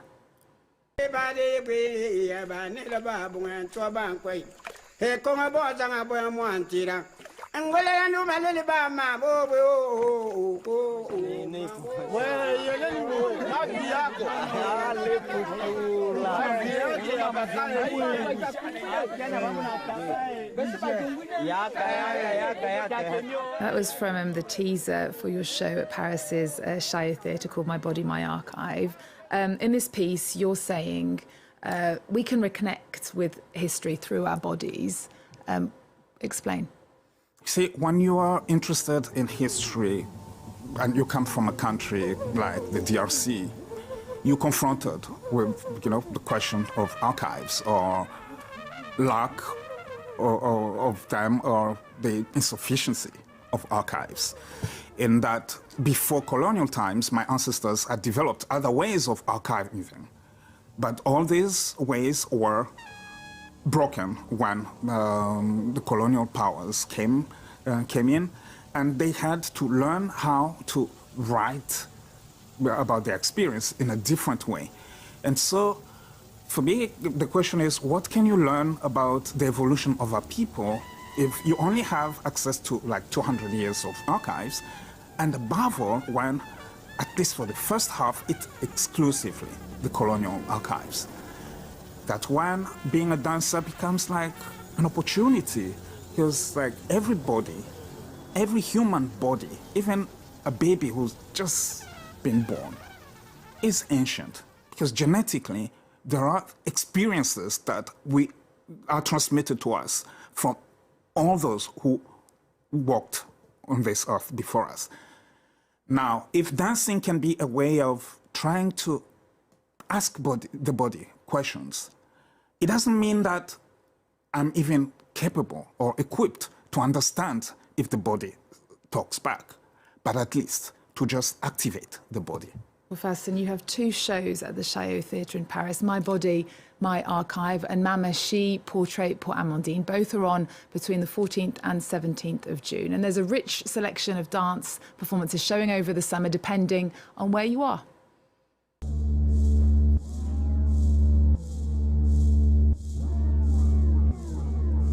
From the end of June, the Montpellier Dance Festival has a selection of dance shows in the south of France until the 4th of July.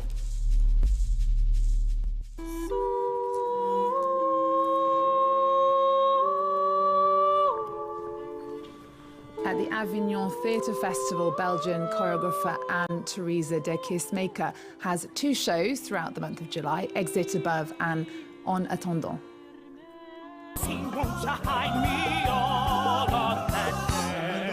And in August, at the Edinburgh Festival, the legendary Alvin Ailey American Dance Theatre and one of my favourites are performing a range of dances, including their famous Revelations.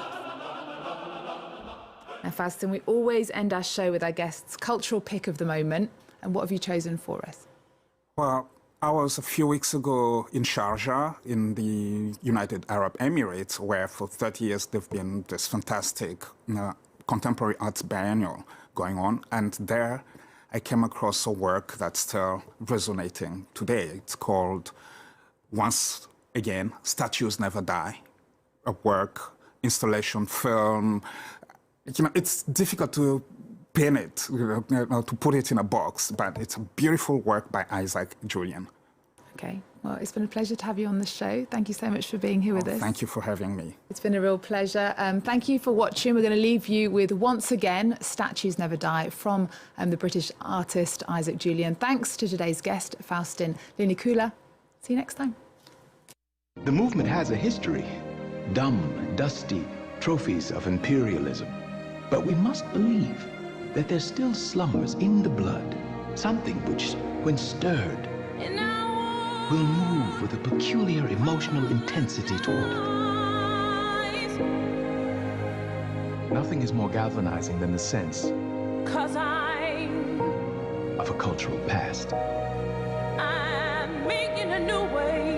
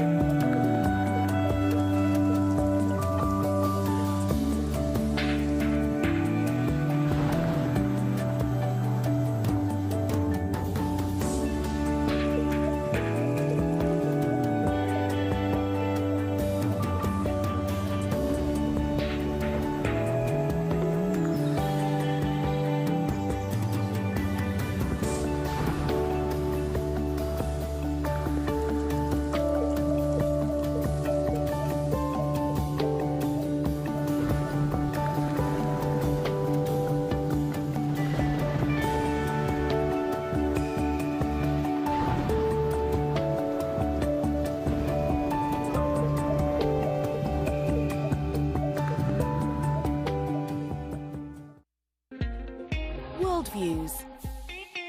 France 24 brings you all the news from hotspots around the world.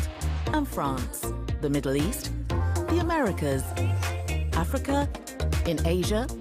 From Europe to Oceania, take a daily trip across borders to keep abreast of all the latest international news. Get exclusive updates from our correspondents around the globe. Our daily reports will take you to all four corners of the world. Every day, watch World Views on France 24 and France24.com. WESN.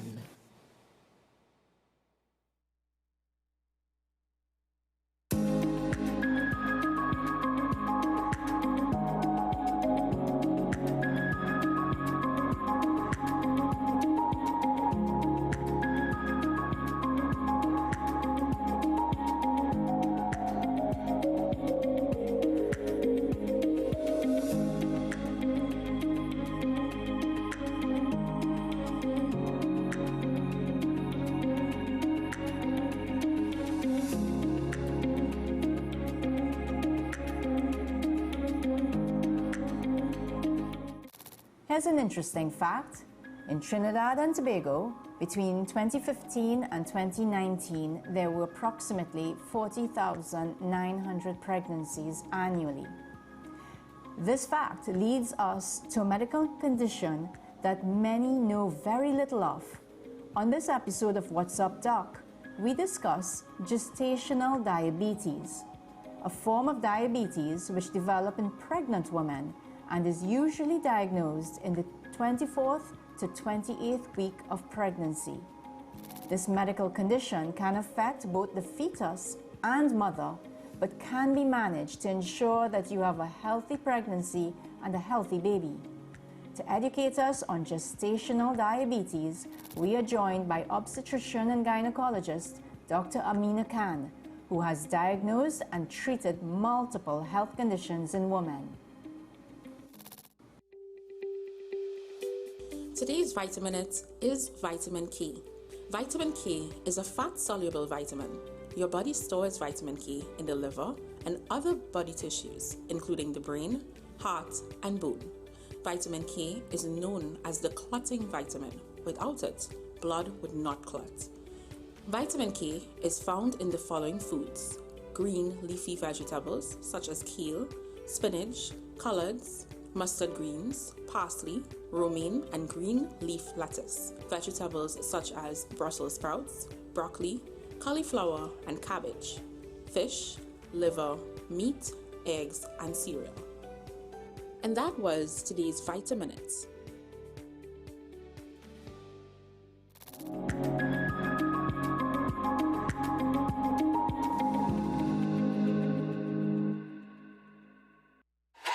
FanZone, your reliable, authentic supplier, has just gotten better. You can now visit our website www.fanzonett.com for your authentic wear and collectibles.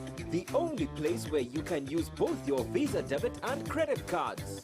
Visit our website fanzonett.com to make your purchase today.